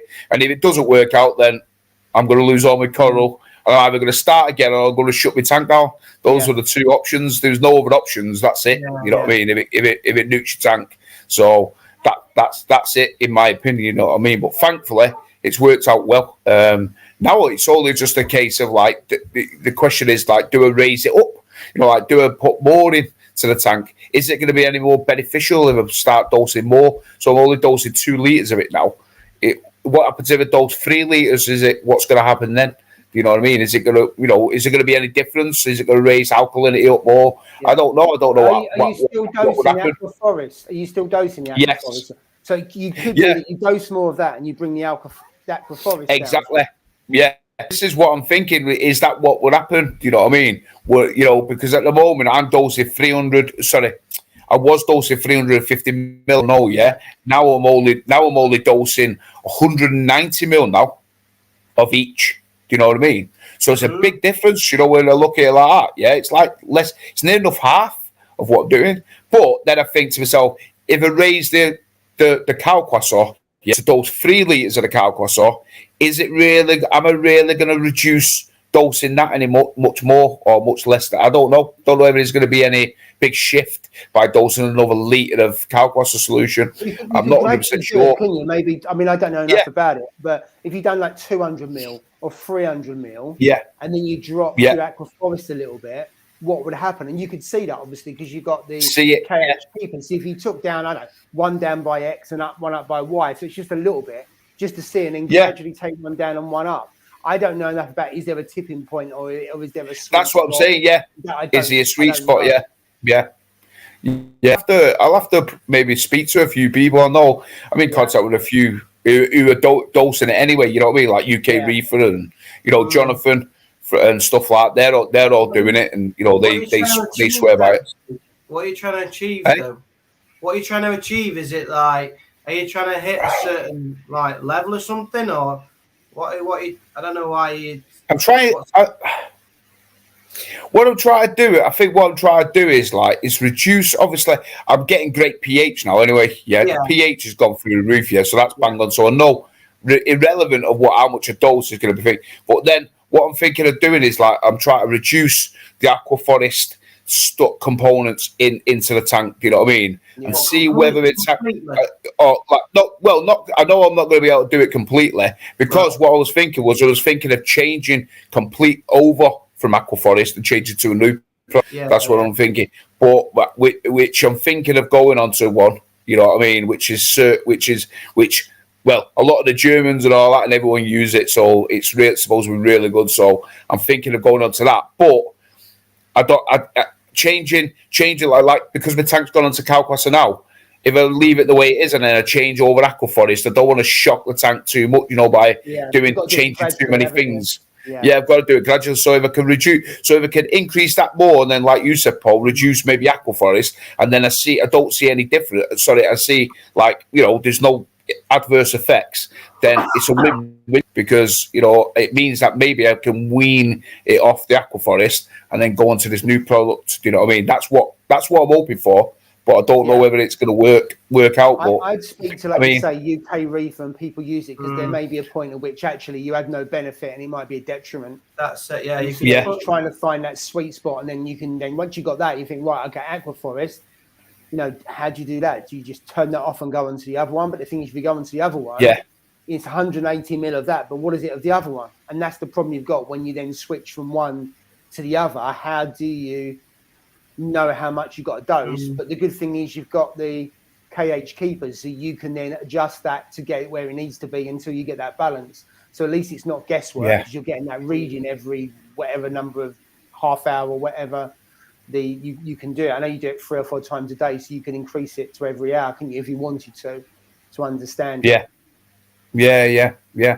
absolutely. I mean, it's like you said, I probably need to speak to somebody who, obviously I've only been in it for 6 weeks, and somebody who's been in it a good long time, you know what I mean? Like I said, UK Reefer or Jonathan, Backshift Reefer or something like that, because they have helped me. So especially UK Reefer, he knows his stuff with it because he does that, and then he's got a calcium reactor, so he's the man with it all, knowing all that sort of stuff. So we'll see how it goes, mate. Like you said, only time will tell where I go. But so far, I don't want to upset the apple cart, so to speak, at this moment in time because it's working all right. So I'm not going to change anything too drastic anyway. What Ailey was saying there, she's dosing. What did she say? 8 mil. She only doses of that in her 525. So listen, of that all for reef. So you can't complain at that then, can you? 78 mil. Yeah. Win-win, Jay. Yeah, it's good. Speaking not a lot, is it? 78 on the powder. That's not a high amount. I mean, it's obviously quite a bit, but it's not. You wouldn't go, wow, that's a hell of a lot. You need to think about changing something else. Like, I was dosing 200 mil on the tank that I had before, and you're dosing 300 mil. So you get to that level, you think that's a hell of a lot to dose over a day. I know you spread it over 12, 14 hours, but then you got to think about how high can you go before an alternative. That's probably what's pushed you, hasn't it, Steve? You're doing 300. That's a lot of money and everything else, and it's a lot of liquid. And you think I've got to find an alternative. Well, it's 350 mil of each one of them, not just all of it, not just one to one. It was like of each one, mate. You know what I mean? Yeah. It was a hell of a lot of. I was like at first, am I mixing this up right? I was doubting myself, thinking, this powder is not strong. It can't be strong. This, you know what I mean? But it's just, I mean, when you see my tank, I mean, you see it on like YouTube and you see it thing, but like I had a guy come to the house the other day. He bought a couple of corals off, a couple of frags and stuff. What I had. So he was like, and he went, you know what? Your tank looks nothing like what it looks like on the screen on the TV. You know, on the YouTube. Yeah. He went, looking at it in person, it just looks so full, so packed, and that's the reason why I'm dosing so much. Do you know what I mean? It's because the corals are growing, they're sucking it up, mate, and they're just taking it. So really, if I wasn't dosing that much, then I'd be thinking to myself, something wrong with the tank because these corals are not taking it in. Do you know what I mean? So really, it's like a catch-22 in it. It's a win-win. Well, it's a win-win situation in a way because I know that with me dosing all that into the tank, the corals are taking it up, so they're using it to grow and sustain life. You know what I mean? Whereas like me, in my head, I'm like 350 mil of each. This is costing me a fortune. Do you know what I mean? Got to do something about this. And it does cost you a lot of money, mate. Oh, well, I worked out it's going to be well over 500, 600 pounds a year, mate. Just on those on the aquaforest stuff. You know what I mean? Which is a lot of money. You know what I'm saying? That is a lot with everything else, isn't it? Yeah, absolutely. Yeah. So it's not like it's a few quid. That's it, mate. It's not like it's a couple of quid here, there, and everywhere. So you have got to find ways of try to save a little bit of money, I suppose. But you don't want to cut and scrape and save on things when when you got a reef, I suppose. So, but as far as I know, Steve, as far as I've read, that there comes a point with pH where it gets to a certain height where it's actually unproductive for the corals, and I believe like beyond 8.7 or something like that alkalinity. Oh, mate, you never want it to go above that. Well, no, yeah, but if you keep putting calc in, doesn't it just keep rising up? Obviously, pH or not? I don't know. It's got no, I don't think it does, mate. Right. No, I don't think. Well, even if it did, to be fair, my Versa is linked to my Apex, so it trips off at 8.4. You know what I mean? So I've set it on my Apex that if the pH goes above 8.4 to switch off, so it switches the Versa off. Yeah, that's classic. Oh, that's good.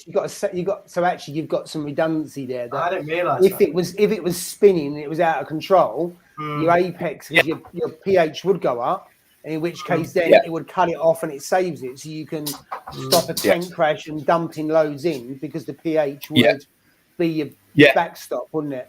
So absolutely, that's exactly what it does. Yeah. Would you dose calc without some sort of like Apex or some sort of monitor? Oh, that's a tricky question to ask me, that, isn't it? That's a very tricky. I mean, have got like reef monitors. I don't. It's possible. I don't. I mean, I think UK Reefer has, and then the one arm Reefer has, and stuff like they've got Apexes. But I don't think you need. But I don't think you need. I don't think you actually need a monitor like that. Well, you don't need it. Calc has been around for donkey's years, and you think the monitors haven't been around for donkey's years, have they? So it could be that people have tank crashes and people blame calc, but of course now if you've got a pH monitor and you've got your KH keeper, you can now save it. So whereas you did the old story that calc got dumped into the tank, and that was maybe just through the RO, but doing it through the RO container is not a good way of doing it. But by having the pH probe and your KH monitor, you could then, I suppose, cut off the doser. That way, it doesn't dump it in. Yeah, is what you're saying, aren't you? So, that's it, mate. There's like you said, there's a few ways, of how you're supposed to do it, or how people can do it. You know what I mean? Obviously, the calc stir or the drip way, you can get ATO stuff like that. There's a few ways that you can do it. You know what I mean? But this way, if you're doing it like say from your from your ATO, it can knacker your pumps up, because you think. Whereas when you've got a Versa, it's not actually going through tubing, is it? In a sense of like going through the motor of a Versa. The Versa is just pulling it up. So it's not going to be damaging any of that motor or anything like that, or any of the parts inside it. All it's really doing is you just got to replace the actual tubing. I was about to say you have to replace the tubing, because it's a bit like it's like the Camaro, isn't it? You got the bit of round tubing. You just pull that out, put the nibs. You might have to replace the nibs as well, because they'll be just kind of all coated. You just got to keep an eye on those that they don't block, so it doesn't actually affect any of the internal workings like a pump. It doesn't affect doesn't affect and so that's why it's probably one of the. And also like with things like that is you can dial it in then, whereas like with your ATO, when you have it with an ATO, say for instance, you've got that problem where your evaporation is different each day. So it could be you might evaporate 4 litres one day, you might only evaporate 2 litres the other day. So your alkalinity is going to be out of whack all the time. Do you know what I mean? You're never going to get it dialed in. Whereas where I've got it is I had it. I was fortunate that I could monitor it on the KH keyboard every hour. So if I seen a big spike or a big jump between say 2 and 3, then I thought, right, well, I'm going to reduce my dosing of my aquaforest. Yeah. So I reduced it from like say 10 mil that hour to 5 mil. And then the following day I checked it and I seen where it was, and that's how I balanced it out. You know what I mean? So, but we got there in the end. It seems so. Fingers crossed. There's a really good comment by Ian at the bottom that he just put on. The last comment. Is a dosing a catch to dosing tank to make corals grow, but as they grow, they need more dosing as they absorb more and more supplements. Or am I wild? Yeah. No, that is true. Let's say you've got to 300 millilitres of each because you've dosed, absolutely which has encouraged the growth, and then you go round in a circle. You need deeper pockets. Oh yeah, or a bigger tank. Well, there, which means deeper pockets as well. Oh, mate. Why didn't I get a nano? I should have got a nano, you know. I should have got a nano tank. Maybe you could win one, Steve. Maybe you could win one. I could, mate. I could potentially win one. You're quite good at winning stuff, aren't you, Steve? Is he gonna let loose, Paul? Do you think? I don't know. No, I'm not sure he is. I don't know. He's got to. He's let the cat out of the bag. Another exclusive. Oh, it's only because I won a prize. Then he could set expert reefing. What I'm on. Yeah, I won a. I only won a NIOS talk. NIOS talk. You know, the reactors, aren't they? The reactor. Yeah. Yeah, I won that. So I'm quite happy with that. To be fair, I needed a new one. Well, a spare one. Yeah, it's good. You've won some, haven't you? There, it's nice. I guess it's coming from the States. Yeah, well. I don't know. How are they? It's coming from the States, yeah. Does it come from the States? I believe it's coming from the States. I thought they might give it to you via the distributor in the UK because that would make sense. It's possible. Yeah, you would have thought so. Yeah, you would have thought so. To be fair, it'd be easy because you got no. Yeah. Otherwise, if they send it over, you got potentially import duty, which you'd have to pay. Well, the import duty you won't have to pay because I checked it out. Anything over £135. Well, they're only retail at 100. They only retail at 100 quid. Okay, so you don't have to pay it. Right. Oh, okay. Yeah, So you've got a bill to pay as well. yeah, you get it through, and they go, you got to pay 200 quid. I'd say I'll just go to Crack and Coral around the corner, mate. You're right, I buy one from there. Isn't it? It's mad, isn't it? Yeah, that is a bit mad. But we get screwed. We get screwed all the time in this country, mate. Yeah. Fishdoll Chips says he's seen a massive difference since getting back on the calc. He said he's dosing 4.5 litres a night. So you just dosing the 12 hours. I take it through the evening, through the night time. I'm dosing 24 hours. So people said that to me. You could do it like through the night, you know, when the lights are off and the pH, you know, it drops, yeah. And it's a good way of keeping your pH high, obviously, and stuff like that. But I just went with the case of like, listen, dose all the way through the day, 24 hours a day, and you'll find that sweet spot, you know what I mean? So that's what I've done. But I'm assuming Fishdoll Chips is dosing just in the evening when it's off. John's put, Ailey, do you dose cow? She said no. Reef King, Mogset, you will have to go cow to reactor at some point with the SPS you got. Mate, I thought about that, and the only reason I haven't is because of sheer space. Just haven't got any space, and my missus says, you are not drilling anything to that wall ever again, or we are out of here. So I can't do that, mate. Yeah. I was divorced, a bit like Jay. We carries on buying those gunnies. But anyway, gone from dosing 120 mil of Tropic Marine ABC to 38 mil. That's what I'm saying. It's a massive drop in it. You know, it definitely works. And people said to me, like, why doesn't everybody do it? Why isn't everybody on this kalkwasser if it's so good? And you know what? I had no answer to him. A guy who was seen in the shop was like, you know what? It's an answer that I can't say anything to it because I don't know why they're not doing it. And is it people are a bit they're going into the unknown? They're a bit like me, really. Don't know, not researched it, didn't know what was going to happen.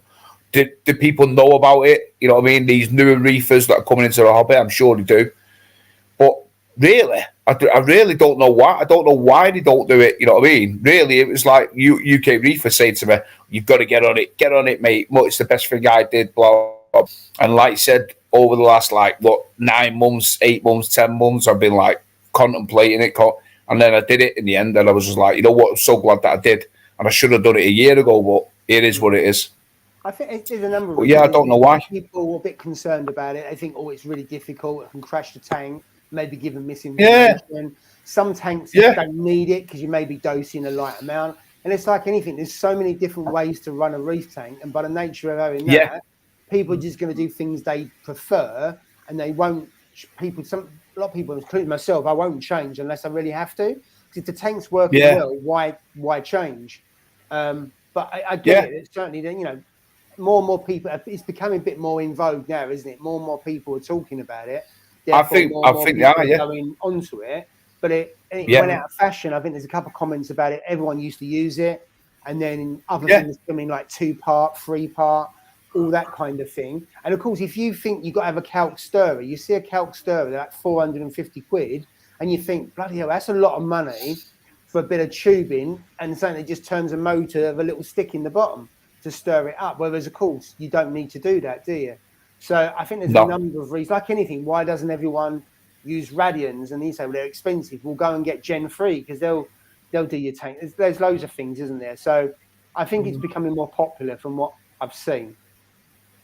Yeah, I agree, mate. I think more, like you said, more and more people, I think, beginning to not risk it, but I'll say, you know what the hell, I might as well try it. I'll try it, you know what I mean, and go on to it and see what it's like, you know what I mean.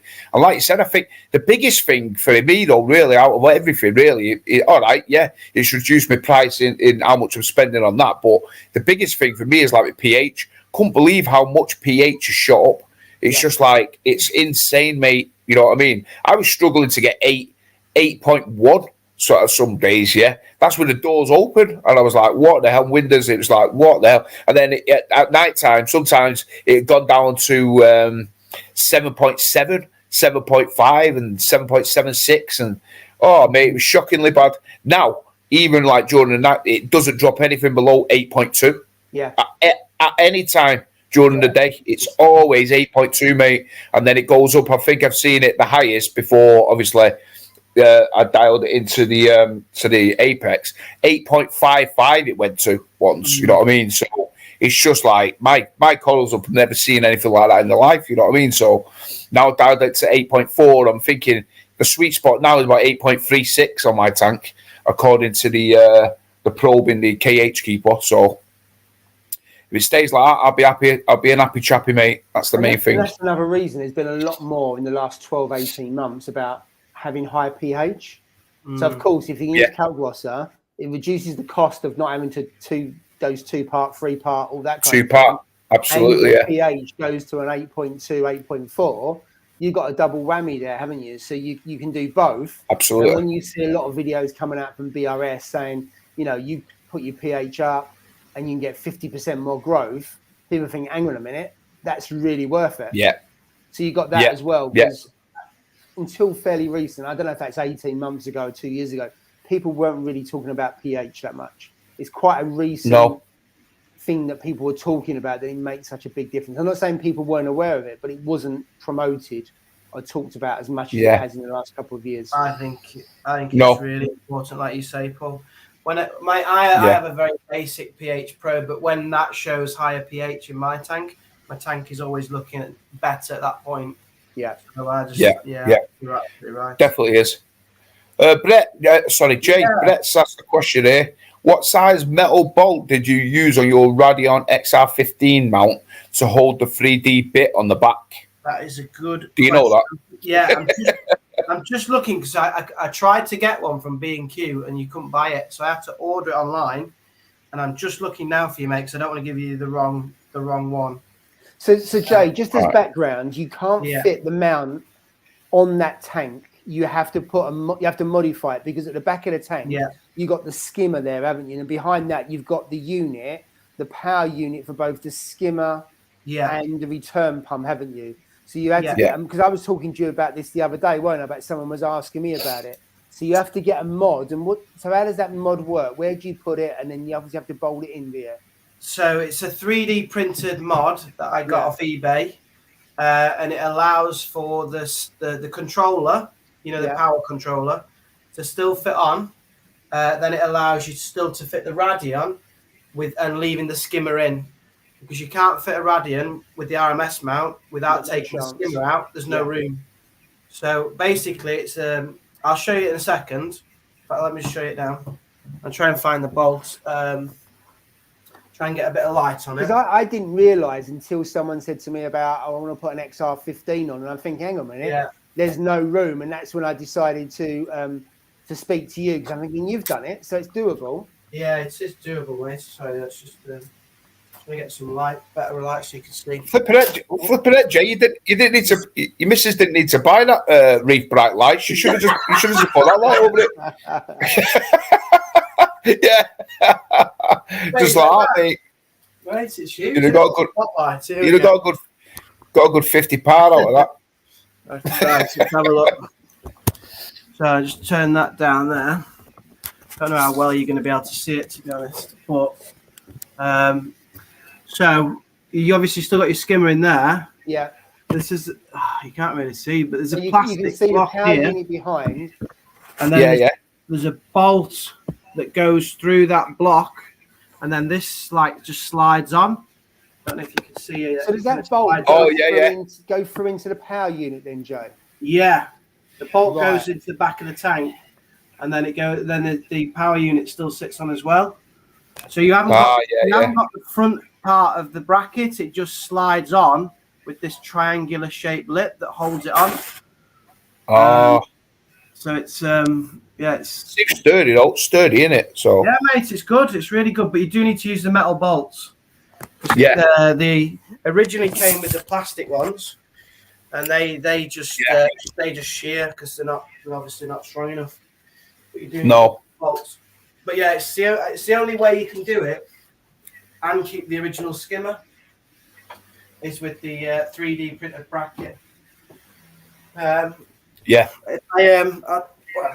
Hopefully you could see that a little bit better. I don't know, but it gives you a rough idea of what you can do. So basically, the bit that usually sits inside the tank, which is where you screw through, it holds it on. You're doing away with that, and you're screwing through the arm at the back, through the glass. So there's already a hole there into the power unit. So basically, that holds either side. You've got the power unit one side, you've got the light the other side, and the bolt goes through. So that's how it stays on. Right, okay. Yeah, 2 bolts go through. Yeah. As I say, when you slide the Radion bracket on, it's like in the Radion bracket, it's like a triangular shaped fitting, and it fits onto a triangular block, and then it just locks in basically, and that's what holds it there. But the bolt you need, because I had the original plastic ones and they broke, so you have to have the metal ones, which I'm just trying to find. You need to find the right size, don't you, in terms of diameter and then length. So it fits in. Yeah, there's one that fits perfectly. It's an M something, but I just need to find it. Exactly. So I'll find it at the end of the stream. Having a look now. Ailey said, yes, see, that for me would be the only reason I changed the calc. I do want my pH a bit higher, absolutely. With having a dual fuel burner in my room, it does affect pH during the colder months. Absolutely, definitely will, for sure. I mean, pH, like you said, Paul, wasn't really spoke about, was it? Really, in all honesty, it's about 6 months, 6 to 12 months, 6 to 12 months or so that really, because people look like that.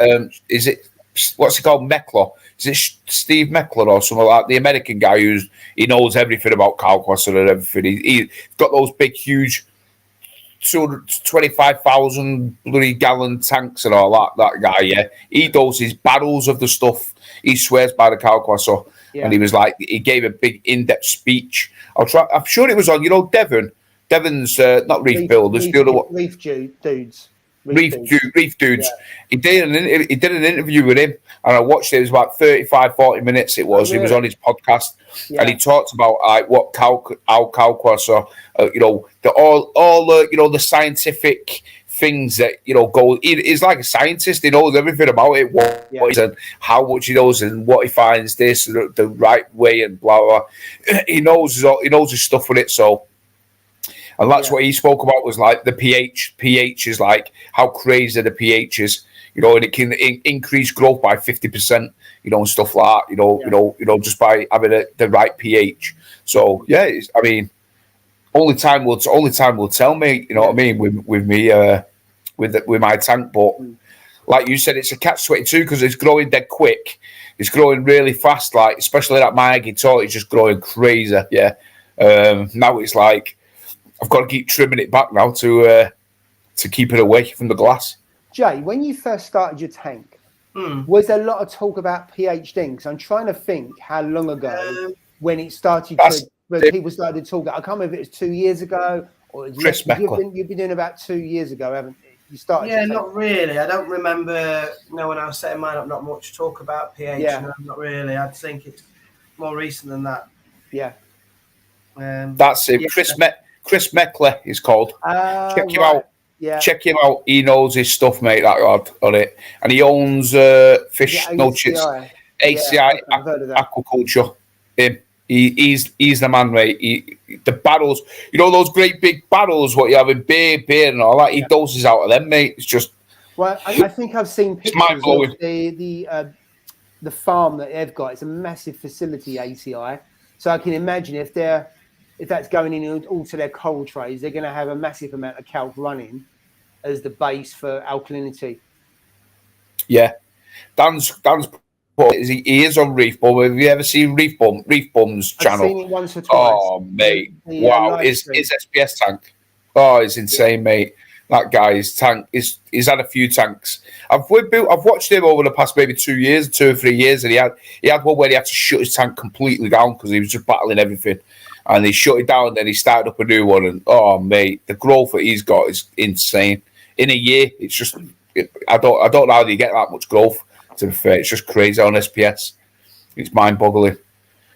Jay, you got more lights than Reef Dork. Carl saying. But I don't change mine. I stuck with mine from day one, to be fair. But I know he likes to swap his out. That'll take some doing. I think he's had 11 or 12 different sets of lights. He likes 4 years or whatever. I've managed to find it, Steve. So if dies, so 1 minute, mate. Screenshot coming up. There you go. So it's an M14. 32 times 35 mil. Yeah. There you go. So screenshot that. It was Finger, wasn't it, who asked for it? M14 times 35 mil. That's the one you want. They're the ones you want, mate. I couldn't get it from like your standard DIY shop. They didn't go up to M14s, I think. So I had to order them. Right. That was mine from Amazon. That's where I got them from. I don't know if they're there anymore. There you go, mate. Let's see. Steve, do I sell frags privately? When I cut them, mate, to be honest, I don't really like. I don't really like frag racks in my tank, so not really cut them as much, to be fair. You know what I mean? But yeah, I do get rid of them. Or throw them in the graveyard. Steve, what I've done, because I don't like doing it either. People used to come around. I used to just break pieces off. So I would when they're there, I would just say, look, I'm just going to snap it off now. You can take it. What size do you want? Then frag a piece there and take it. Because then I haven't got all the hassle of doing the frag plugs, getting them all to set or whatever else. You take the risk and say, look, you know, this price, it's cheap, and it helps you out because then some people go away with a nice 2-3 inch frag. And usually fine if I used to frag a 2 or 3 inch piece for someone and they would take it, they would just survive because it's nice and hardy and it weren't like a small frag. And then you haven't got to fuss about putting it on the frag rack. And for me, it worked really well. So I used to be able to, used to get rid of some bigger pieces and give the branches a bit of a trim. Just to fold, it worked quite well for me. No, I agree. I mean, like you said, really. I mean, a lot of my SPS on that side, I'm tending to just grow out over the like say the Miyagi Tor and the Stylopoda and stuff like the Ceratopia, stuff like that. Those ones are just like people. Yeah, literally, I give them away near enough. Basically, you know what I mean. But like as for like the others, like obviously the torches and stuff, then I flag them, put them on a thing. SPS, it's a big difference. Yeah. But the SPS, I tend to just snap off. Just like you said, I was sticking on a little frag plug, or if they're there, to say, "Oh, do you want a piece of this?" Like that Hollywood stunner. I'm forever snapping pieces off that. Do you want some of this? And then literally within like 2 weeks or something, it's grown back to say, I'm like, oh my God, I'm snapping it off and giving it off like there's no tomorrow of that stuff. But yeah, I tell you people. what, Steve, the Raja Rampage, because I obviously done your piece and I need to sort that out for you. Can't wait for that. Come on. I've fragged another I've got the spot. and it's virtually grown back. So the bit Wow. I did, so it's a really big grower. I asked a question actually on like how fast the Raja Rampages grow. Are they a quick chalice, like growth wise, or are they a slow one, or are they an in between? What would you say? I would say an in between. Once they get going, because I haven't really fragged it before. Well, not that piece. I've fragged it in half, but this I've fragged 2 or 3 pieces, and it maybe just the tank's dialed in better than it was. It's grown really quick, so I would say in between. Yeah, sweet. But we need to sort out for me sending that to you, because I've got all the stuff to send you. I've got the poly box and the heat packs and all that, and the weather's all right. I mean, it's not that cold that I couldn't send it through the post. Mm. So absolutely, mate. Over the next couple of weeks, and I'll get it to you. It's gonna look that'd be perfect, mate. I've got it spot. I know exactly where it's going to go, mate. I know exactly where it's going to go. Hopefully, nice, go into a nice big plate. Absolutely, it'll grow massively in that tank, you guys, for sure. Fingers crossed, mate. Fingers crossed. So I think we're all up to exactly right on the at the bottom now. Reef King just said that he's Arsenal's. Spoiler alert. Hey? Next comment. Spoiler alert with Arsenal. I still think that they're going to wobble towards the end of the season. They're going to They're going to win the league. West Ham's got more of a chance, haven't they, Paul? I wouldn't say that, no. Yeah. Dan Roberts is saying, if you want a bit of knowledge on high pH, look at Chummingham's Reef on YouTube. He's keeping his pH at 8.9 and higher, and it's leveled out his alk. Oh my God, I didn't think anything could survive at that 8.9. What the hell? Chummingham's Reef, I'm going to go on him. Hey? Do you know, I'm going to go on him. I'll have a look at Chummingham's Reef. Did your live stream have a title saying, "What's your weed" or something? I thought Steve had put that up. I thought you had the title of the live stream. It said something like "What's your weed" or something. It said. What's your weed? At the start, we haven't talked about any weeds all live stream. What's my weed? I'm not growing illegal substances here, guys. You know what I mean? Don't get the police around. What do you mean? I don't know. Which product you have just growing out of control? I thought that's what the stream was. Did it mean like grow your weed or something like that? Is it like something like that? It grows like weed for your graveyard. Grows like weed. Yeah. That's probably what it means. Yeah. That's probably what it means, mate. Yeah. Yeah. I love the bloody police. Oh God, what do you like? Wow, seawater pH is 8.1. 8.1, is it? I thought it was higher than that. I thought it was 8.3. It's kind of completely different conditions, isn't it? I mean, talked about it before. It's like, whilst you can compare it to the ocean, it's completely different, isn't it? Just because of the size of it and everything else. But I get where you're coming from. Yeah, sure. I'm definitely going to that, Dan. That Chummingham's Reef. I'm going to go and see that for sure. Tell you now. Thanks for joining us always, Hela. Appreciate it. Thank you. John, as always, mate. Pleasure. Thanks for joining. Nice one, John. And Dan, check the above out. I will do, Dan. 100%. I'm going to go on it in a minute. Yeah. Let me see. Great. 10 o'clock. Nearly 10, yeah. So great stuff tonight, lads. Have a good weekend, evening. And cheers for the stream, guys. Have a good weekend. You too, guys. 2 years ago, that's why. What's that? Chummingham's Reef, his last video was 2 years ago. Oh, really? Chummingham's Reef. Yeah, he crashed the tank because his pH was too high. I don't know, but maybe I don't know, but that's why he's not come up. Even the jeweler. Absolutely, yeah. Cheers, guys. So yeah, once again, thanks for joining. Cheers, Brett. Really appreciate it, mate. Mickey boy, yeah. I'll see you there, mate. I'll see you there. Yeah. And yeah, Reef Builders for kalkwasser. Absolutely.